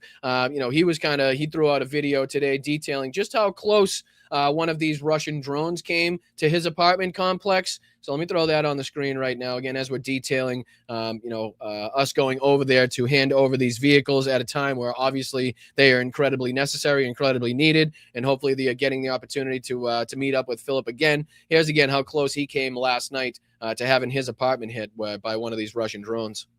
So this is how close the Russians came to killing me last night. This is a hotel. It was struck apparently by a drone. And down there at the corner is my apartment. Another maybe 200 meters or yards, and that drone would have gone into my building, potentially killing me. As we approach the 250th anniversary of the founding of our country, of our Independence Day, I think it's interesting. I think it is poignant to recognize that these people are fighting against an oppressive imperial master who simply wants to terrorize, kill them, and control them. So the men and women who fought in 1776 would find an awful lot in common with the people who are here in Kiev, the soldiers who fought in places like Mariupol, Azovstal, Bakhmut, Chasiv Yar. This is a war of independence and freedom, of sovereignty, and we shouldn't be forgetting. So, one last thing. I won't be driven away. They can bomb us as much as they want. I'm not leaving. All men have to die at some point. It is the course of nature. To die for a cause that you believe in might just be a privilege. I'm not going anywhere. They can bomb us as much as they like. So again, that's friend of the show, Philip Ittner, detailing just how close his apartment complex came to getting struck by a Russian drone last night, and obviously the determination and the willingness to stay in the fight is kind of it's felt over here as well. It's not going to deter us from our mission. It's not going to deter us from helping the Ukrainian military. It's not going to help deter us from going over and doing everything we possibly can to support the Ukrainian civilians themselves. It's just not. So, the more that they try to enact these, these I don't know what you'd want to call them, just acts of terror, I guess, to try to dissuade the population from engaging in this fight or willing to see this fight persist, is only going to have the opposite effect, is only going to strengthen the resolve of the Ukrainian people and the people that feel so passionately about the support for the Ukrainian people. So, that, again, I just wanted to share that with you guys as Phil put that out this morning, just showing you, again, detailing how close he came to meeting one of those Ukrainian drones. So we wish him well. We hope that, everything is about as good as it could possibly be in those circumstances right now. And, we're behind him all the way. We feel his passion. We support his passion. And we're right there with him. But there was a couple more minutes of this I wanted to get into. And then there was a little bit of a Preston Stewart video, a Professor Gaird's video that I want to get into, because there was also some action going into Russia as well. So I don't want to make this sound like it was a one-sided night. There was definitely some refineries struck by the Ukrainians once again. So just a couple more minutes of this real quick, and then I'll jump into that professor, and I'll get you guys out of here for the day. Much appreciated again to everybody contributing to the goal. As far as I can see by my calculations, and I'm sure Tiff will tell me I'm wrong in about 13 seconds, I have about 9 different super chat start. Again, if I missed anybody, I'm not so worried about hitting the goal because you guys have been absolutely fantastic, but I am worried about missing anybody that did put in a super chat. So again, if I've missed any, if there's more than that, Tiff, please let me know so I can make sure to get anybody by the end of the show. But all right, just another minute of this, and then we'll dive into the professor video detailing what went back in the other direction, and obviously the not so good news about the percentages of the Russian missiles that were able to be shot down. So let's see if we can detail this. Drones and missiles. The Ukrainian government is saying there were residential buildings that suffered direct impacts and have contributed to the growing loss of life as a result of this deadly night. At least 11 hours the bombardment continued. That's according to eyewitnesses. So a deadly night in what has been an escalating long-range aerial war between Ukraine and Russia that has escalated in just recent weeks, really, Polo. So what's happening on the ground right now? Let's go live to Kyiv. We're joined by Peter Zalmayev. He's the director of Eurasia Democracy Initiative. Just bring us up to speed on the situation on the ground, what you perhaps remember hearing, and if any people are still sheltering in place after those overnight strikes. Well, the number of the fatalities is, of course, growing. Now we're talking about 13 people. And I think what's once again, I think needs to be pointed out is that most of the, if not all of the targets are civilian. Over 30 buildings targeted, some of them partly, some of them fully destroyed. And that is the main difference. When we're talking about Ukrainian strikes deep into Russian territory, Ukraine is targeting fuel supply, roads and fuel supply, logistics, etc.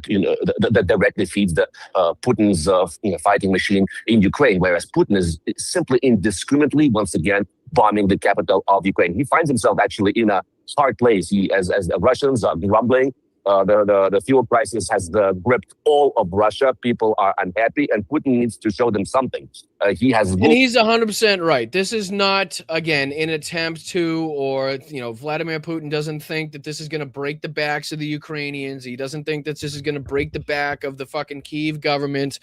He doesn't believe that. This is basically just for propaganda purposes for the people inside of Russia, based on the, the hurt and the pain that they've been feeling within their fucking, their own territory, within their own country, based upon the fuel and the oil shortages that they have seen and the problems that they've seen based upon the Ukrainians' effectiveness in their strikes. Let me see. I'll throw this on real quick. This will kind of detail this as I'm talking about this. To hide across the country. Pause. Play this at the beginning. So this is just detailing Moscow starts feeling the bite of fuel shortages as Ukraine ramps up its attack. So this is just a real quick report here, and just kind of along the lines of what I was just speaking of. Seems that the Kremlin would prefer to hide.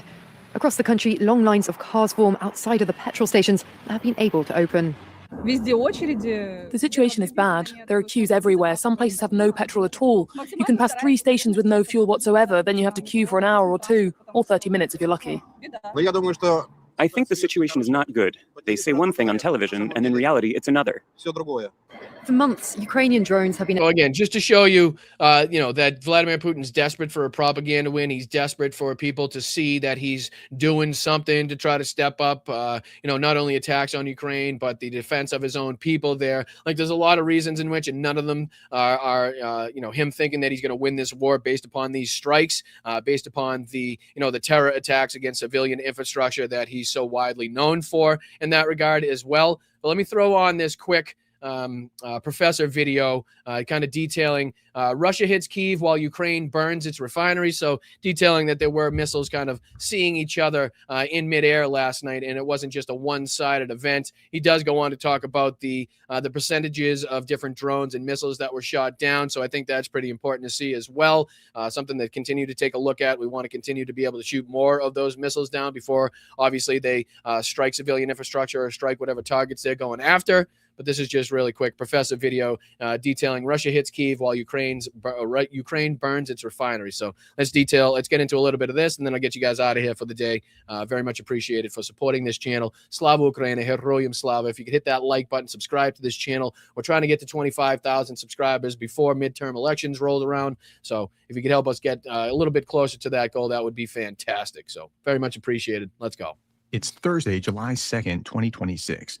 I want to begin with a shout out, and that is a shout out for you who are viewing this right now. All of you who chose to click on this despite knowing full well that it's not all good news. They're trading blows. The Russians hit Kyiv pretty hard yesterday, and you're going to see that. Now, they also hit the Ukrainians also hit Russia pretty hard yesterday as well, and you'll see that as well. But you got to see the whole picture as far as it's possible to present it.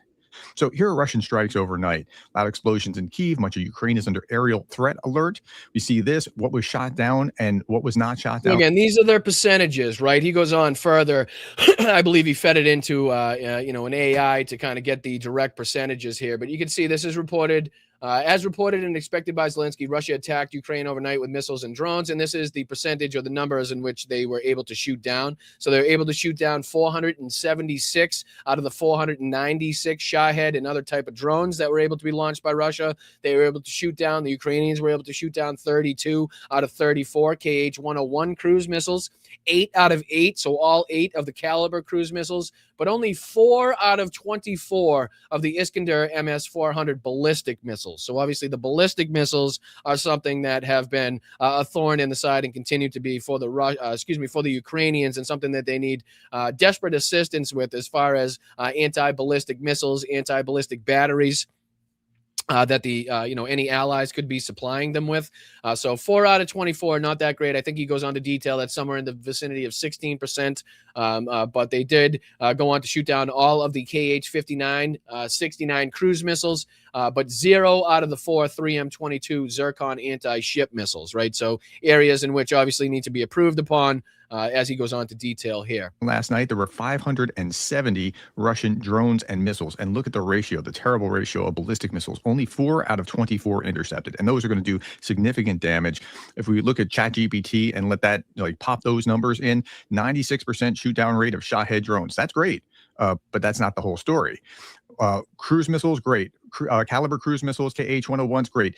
Iskander and But ballistic basically, missiles, as you can see here, the 16.7. total number, basically, they were able to shoot down about 91.9% of everything that they were saying that Russia was able to put up in the air, to able to lob at either Kyiv or the different areas in which they shot down. Not sure if this is directly over Kyiv. That's probably another question I would ask, or if this is just detailing the entirety of the Russian strikes throughout the country there. But it says Ukraine shot down 524 of 570 total incoming weapons for an overall interception rate of 91.9%. The real weakness, obviously, being the ballistic and the hypersonic defense. 24 out of 28 Iskander S 400 Zircon type missiles got through. Something obviously you can see here as he circled the 16.7% interception rate is something that has to be improved upon, because these ballistic missiles carry a punch. You know what I mean? They really pack a punch, and they do some pretty substantial damage. And again, the more that you could shoot down clearly, and obviously the more that you could protect the citizens in that area. So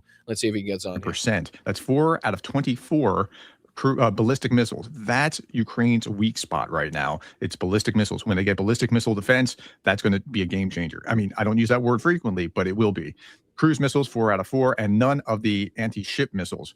Okay, so for a total of 91.9%, as the I know, Laurie, I feel like we're close. Because I always tend to miss some now that I'm kind of left to my own devices. But Laurie says she's trying to give us a push with the old, with the old goal with the super chats. And again, any super chat is accepted. Doesn't have to be substantial. It doesn't have to be crazy. Again, anything that you guys send in, I think makes the list as far as that goal is concerned. So much appreciated to anybody trying to get us towards that goal. Thank you so much to everybody that made the unbelievably substantial contributions already. And be sure to stick around to the end of the show so you guys can get your show of appreciation, your show of gratitude as well. Total shoot down rate. And if I just gave you that statistic, it looks better than what it actually is. There's going to be some significant damage. Let's look at this map. Kyiv was hit from multiple directions by multiple types of missiles, not to mention drones, but just the missiles that did damage last night. Thousands of Kyiv residents spent the night in the metro stations with children, pets, blankets as Russian missiles and drones struck the capital, killing at least 13 civilians. So these were the lucky ones. It was a very difficult night for the people of Kyiv and other Ukrainian cities. Russia attacked Ukraine with 74 missiles, nearly half of them ballistic, almost 500 drones. Russia attack killed 13 people in Kyiv, more than 90 others injured. More than 20 locations across the city were damaged. 5 people, including a child, were injured in Kharkiv. Russia also struck Sumy, Zaporizhia, Tiraspolye regions. Okay, this is a sped up version, and I'm going to make sure it's muted.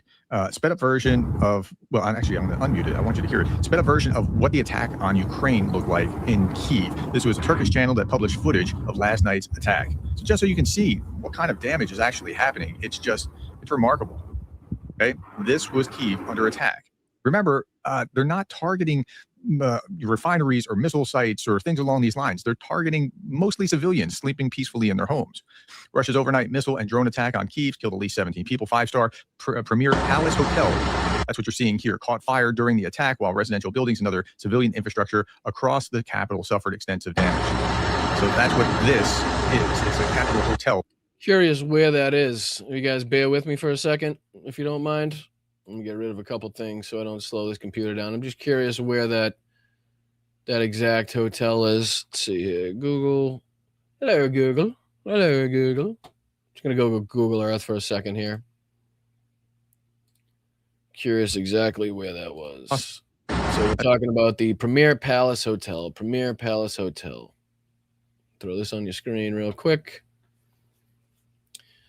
Curious how close in proximity that is to where I was staying before. Oh, Palace Hotel. That is right here. Zoom us in. Let's see here. I fucking knew it.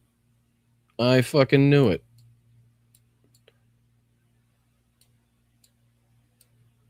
Just trying to get my bearings here on where we are in the city. I think the hotel that I stayed at was right. Let's see here. The tanks are down here, right? If I'm not mistaken. Where's the square with the tanks? Sorry, I'm just trying to make my way around the city from 30,000 feet here. Might not even be in the right position. No, yeah, I think that was in a different portion.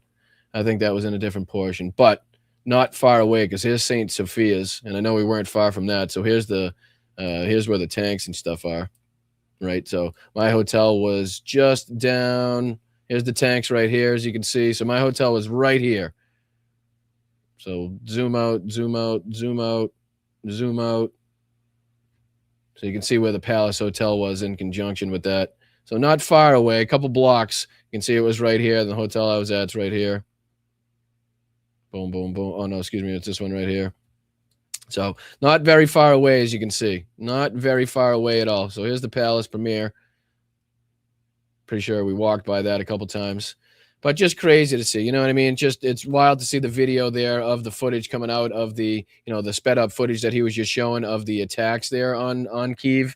Like I said, when I was there, we had air raid sirens every single night, but we were very fortunate, very lucky to not have anything remotely even close to that during our first campaign, during the first humanitarian aid convoy that I was on. Obviously, this time looks to be like it's going to be a little different of a situation. But again, that's not deterring us. That's not stopping us, nor does it give us, any reason for hesitancy whatsoever. So, all right, let's see if we can continue here. Just a couple more minutes of this.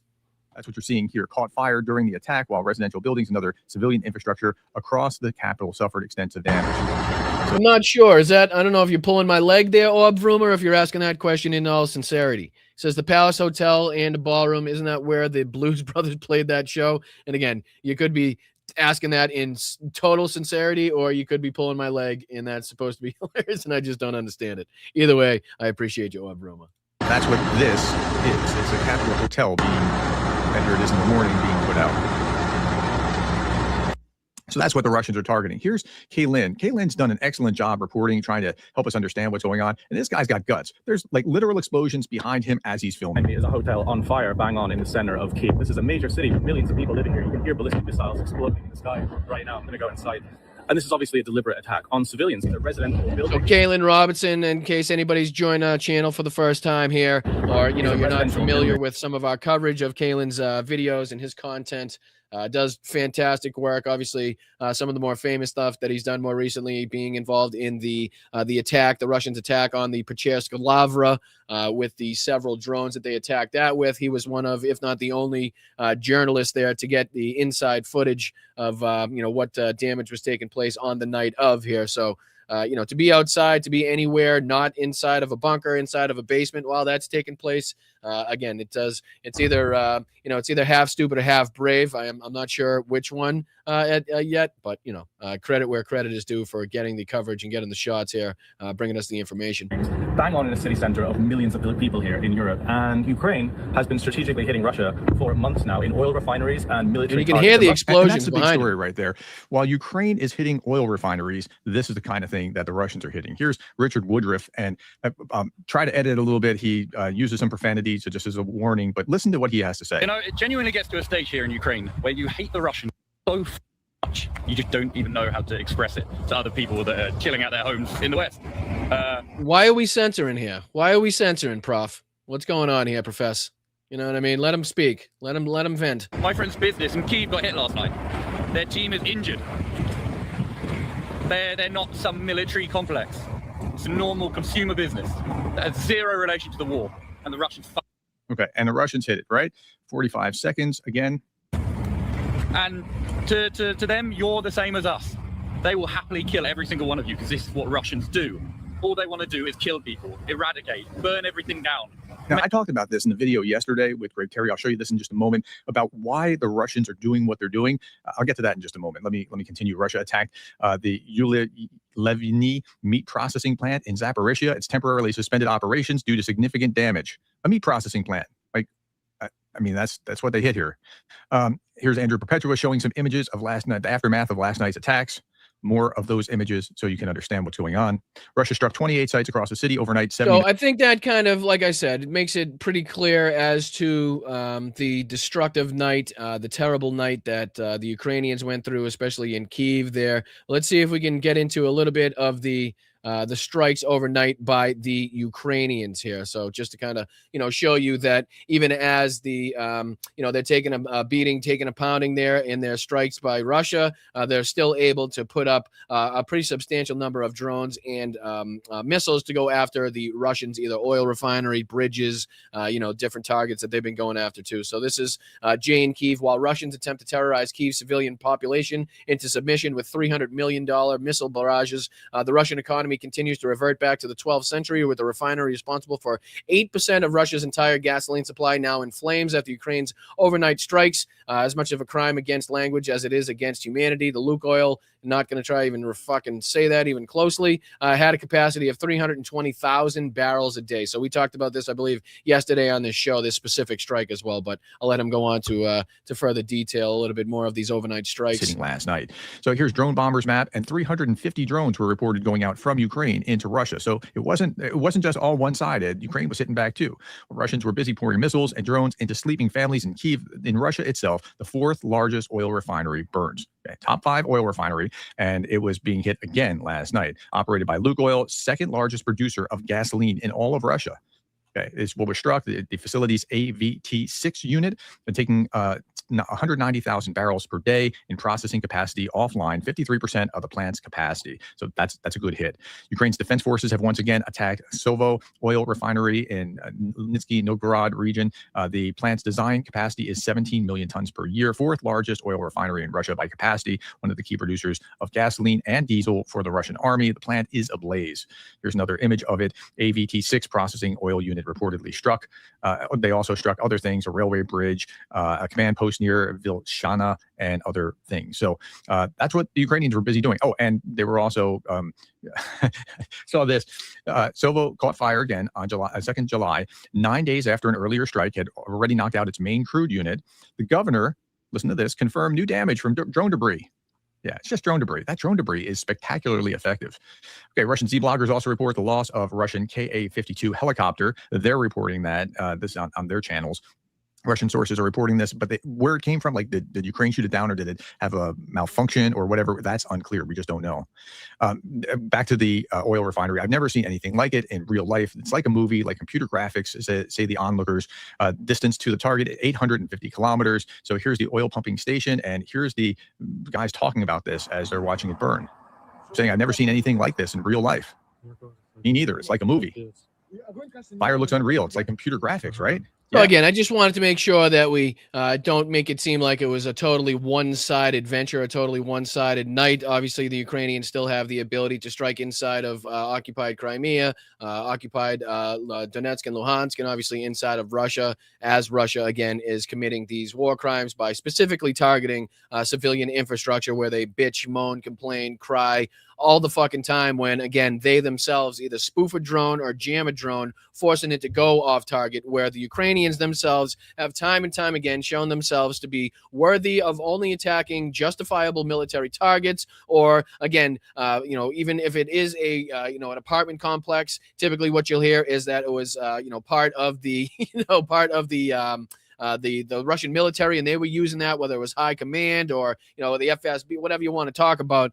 That's typically some of the reasons that you'll see some of those strikes. But as far as my calculations, and I know Tiff's going to say I'm wrong, I have 19 on the counter. I don't know what I'm losing. I don't know what I'm missing, but I got 19 on the super chat counter. So by my calculations, we're one away. But I think Tiff's going to tell me in about 3 seconds that I'm 1,000% wrong on my math, and I've definitely missed a shitload. So I'll wait about a second until she tells me that I'm wrong. 18 out of 20. So how did I get 19? I'm not sure. Just let me know which one I missed. Oh, gotcha. I see it. One's a milestone. I got you what you're saying. So you're up to speed. Just let me know which one I missed, if I miss any when I'm going over them. All right. I appreciate you. But thank you guys so much for sticking with me. Thank you so much for your support of this channel. Very much appreciated. Like I said, all of the things that we are trying to accomplish with this channel is only going to get done, is only going to be possible with your continued support. Again, I know I'm beating a dead horse when I say this, but we don't hide any content behind a paywall, okay? We don't charge for the Substack. We don't have ads during our live streams. We don't have ads during the podcast, whatever you want to call it. We don't sell you outside resources, okay? We're not selling you green juice or mattresses that I never drank or I've never slept on, but I'm going to tell you, change my entire life and use my QR code code and get this discount. That's not going to happen. So we're going to try to utilize the generosity, the support of you guys that see some benefit in watching this show, some benefit in having these progressive, independent channels out there calling out the mainstream media, calling out Donald Trump, providing communities just like this. And again, just insight where, again, you may not get it in the mainstream media. I'm not trying to toot my own horn here, but I do think there is some benefit in insight to watching these shows. I think we've proved that time and time again based off of what we've covered and what we've seen happen, not too long in the future after that. So like I said, continue to support the channel where you can, if you can. I totally understand if you're in a financial situation right now that doesn't allow you to contribute to these channels. Totally understood. Make sure you can just share, you can like, you can subscribe. All those things are free to do. Leave a comment after the show is posted. All is beneficial towards helping this channel. So if you could do all of those things, it would be very much appreciative. And again, let's see if we can get this finished. Because like I said, I'm showing my confidence in you guys. I'm showing my knowledge and the ability that you guys have that we're going to get this completed. As again, I finalized all of the travel details to go from Boston to Estonia and into Kyiv to finally hand over these trucks in person. And hopefully bring you a lot more coverage and a lot more insight, a lot more conversations from my time there. And again, we'll have to see and play it by ear what happens with the shows. But thank you guys so much. I'm going to take this as a win tonight. So absolutely, at some point, we're going to be able to do a Q&A, which I'm surprised we've never done yet. I've never utilized really any of the show to do a question and answering session for you guys. But we're going to do that. And then obviously you guys still have from last night an extended show coming your way as well. So again, the more you guys support me, the more I'll give back to you guys, and we can continue on that way. So thank you guys for getting us. Let's do a quick refresh just in case I'm lagging behind. Typically when I do a refresh, it rewards me. So let's see if it does it this time. Let's see. Cross your fingers, ladies and gentlemen. Cross your fingers. Let's see here. Yeah, so 1 percentage point. I'm telling you, each refresh gives me a percentage point. All I got to do is refresh another 14 times, and we should be there. So another 147 donations, up to 17,690 euro raised. Thank you guys so fucking much. Everybody who's contributed even a red cent to this, even who's just shared this out. Very much appreciate you guys for making this a possibility. And again, I am passionate about continuing on with these missions and doing everything we possibly can to utilize this community in the right way, whether that's helping out people in the community or helping out different communities. So again, thank you guys for making that a possibility and making that something that we're able to do with this community. So very much appreciated. Let's get into thanking some people on the old Venmo side of things. See if there's anybody nice enough to contribute through the Venmo QR code we have up in the corner. All you got to do is take a quick picture of that with your cell phone, send a buck or two, and it really helps this channel. So first up today, Bry Guy, thank you so much, dude. $20 super chat. Super chat. $20 Venmo. Much appreciated. He says, well, super chats charge tax. This is your tax-free money. Safe travels and enjoy your trip. Good cause, my friend. Very good cause. Slava Ukraini. Heroyam Slava. Right back at you, Bry. And you're 100% right. Not only is Venmo the quickest and easiest way basically to get whatever contribution you want to get to the show, but also it doesn't allow the YouTube and the Twitches and the rest of these platforms to take their cut as well. So thank you so much, Bry Guy, for your contributions there as well. Thank you to Victoria. Much appreciated for your $20 contribution as well. Let's see here. Victoria, is it going to tell me what you said, or is it not going to tell me what you said? Oh, there you go. Thank you for bringing the facts, Victoria says. Thank you so much, Victoria. Much appreciated for everything you've done for this channel from the time that you've been here as well. And then we get another one from Bry Guy. He's just too nice. He's too nice. Had to donate twice with another $5 contribution. Says it was a nice surprise. I was digging, returning trenches for a structure, and bam, your show popped up. Slava Ukraine. It's tough to Barnacle when his finances are first. I will hang in for Ukraine news. Much appreciated for your Bride. Thank you so much to all the Barnacles hanging in there for all of the coverage for the entirety of the show. And then everybody over the last couple of days, MR, Geneva, Allison, Cynthia, Sarah, Nancy, thank you so goddamn much. Kathy, Nina, Damon, everybody that's responsible for keeping this show going. Very, very much appreciated. So let's go over to you fabulous people on the YouTube side of things. Get you guys taken care of and appreciated and congratulated. No Money G, first up today. Very much appreciated for the $5. Who muted me? How long was I muted? Wait a minute. What just happened? What are we reverting back to different? Like, how did that just happen? Am I here? I'm here. You can hear me now? Good Lord. I'm trying to thank people. Did you guys hear me thank you guys on Venmo? Or was I just fucking, again, yapping to myself? Was I just yapping to myself? Somebody in the chat let me know. Seconds. Okay. Thank you, WW. Much appreciated. I just want to make sure that you guys get your your moment in the spotlight here. So No Money G, thank you so much for the $5 super sticker. Again, very much appreciated for making this channel grow and go. Couldn't be here without you. Wouldn't be here without you. Thank you so much to Laurie, not only for sending over that Lego video, but also for the $2 contributions. Dang, I'm not number 2 today. You are number 2 today, I think, unless that one that I'm missing is in the first couple. So maybe that's a possibility as well. And I think there was Nancy.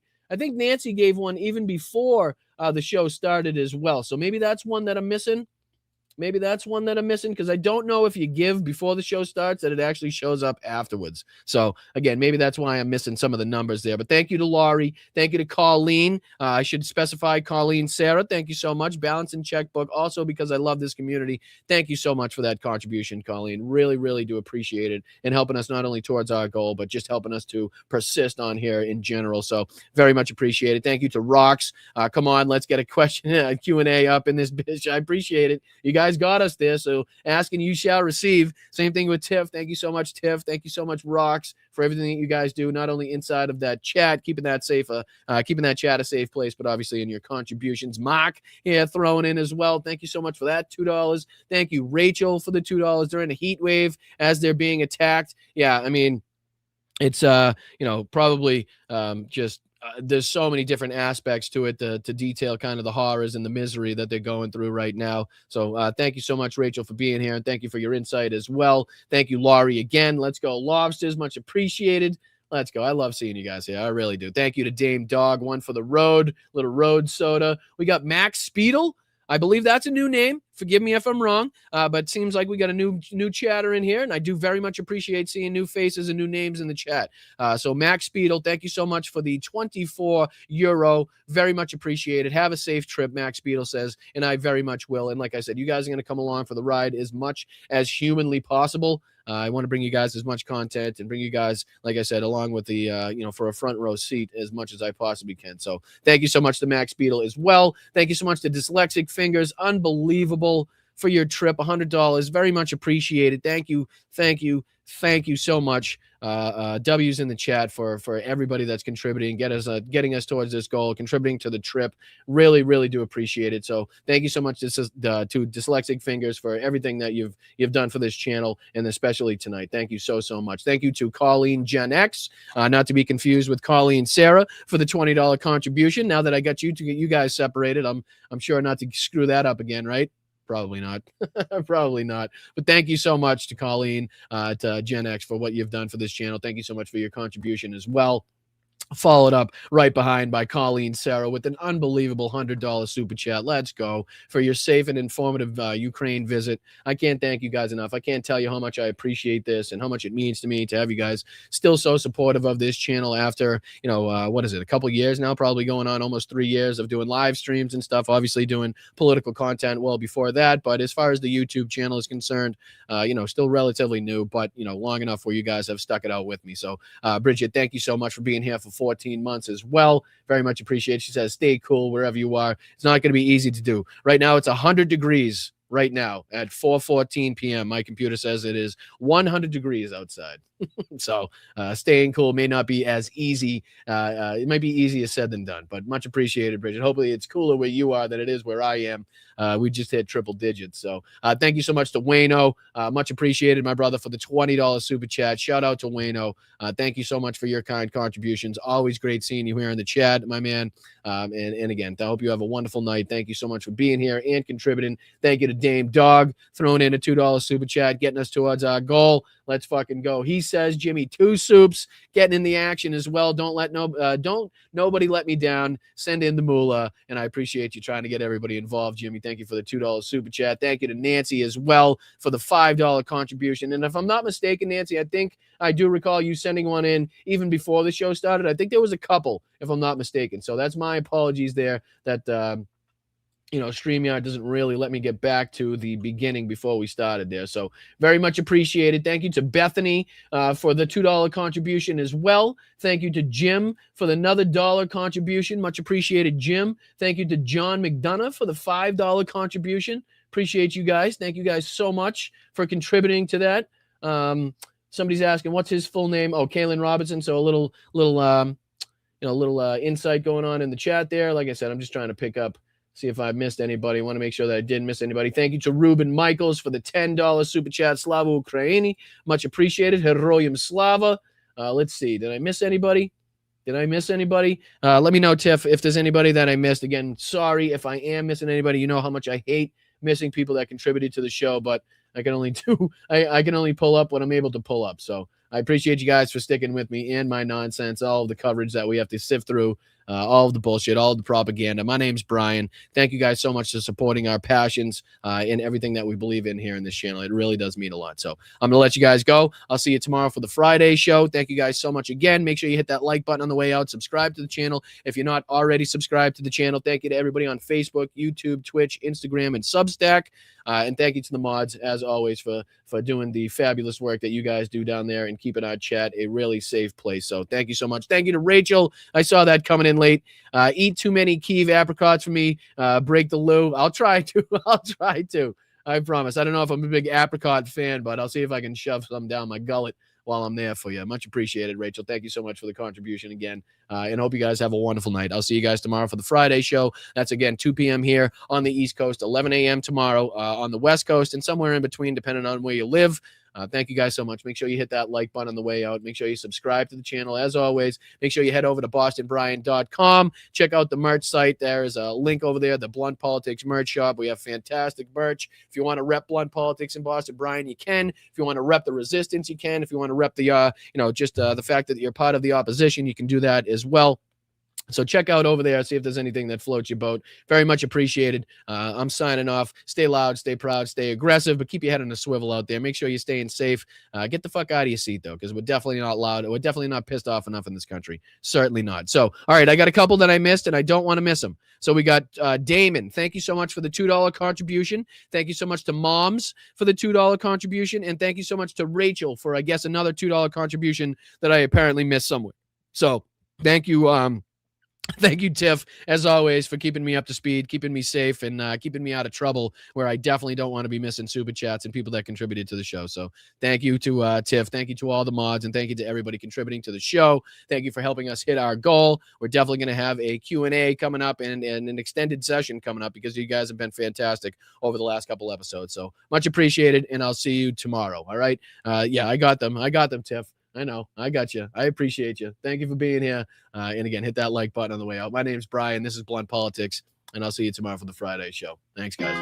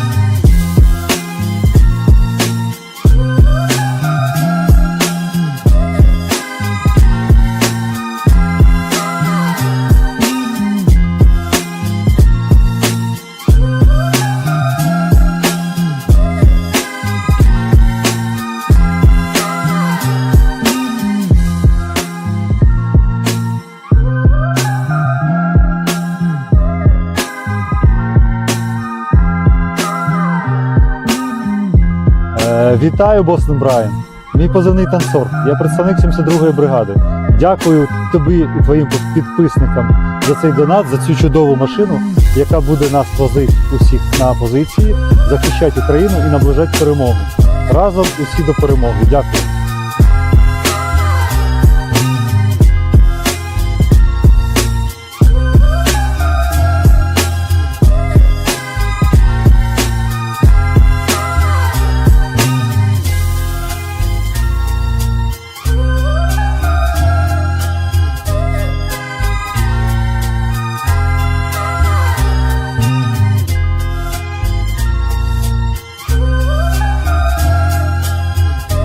Here's a thought. Grow a sack, fill it with some balls. Kidney has a very special place in the heart. It's an incredible thing. God bless the United States. We're inviting Americans from all across the country to come out to officially name the undisputed. When did this come out? Somebody said, is that a Trump statement or is that real? Obama. Obama.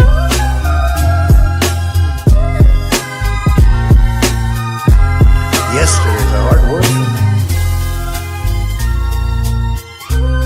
me. When you ran out the healthy arms, you ran out of really healthy, they had great Вітаю, arms. Бостон Брайан. Мій позивний танцор. Я представник 72-ї бригади. Дякую тобі і твоїм підписникам за цей донат, за цю чудову машину, яка буде нас возити усіх на позиції, захищати Україну і наближати перемогу. Разом усі до перемоги. Дякую. Never fight uphill, me boys. Never fight uphill. They were fighting uphill. He said, wow, that was a big mistake. He lost his great general. And they were fighting. Never fight uphill, me boys. But it was too late. The big, fat, sloppy United States.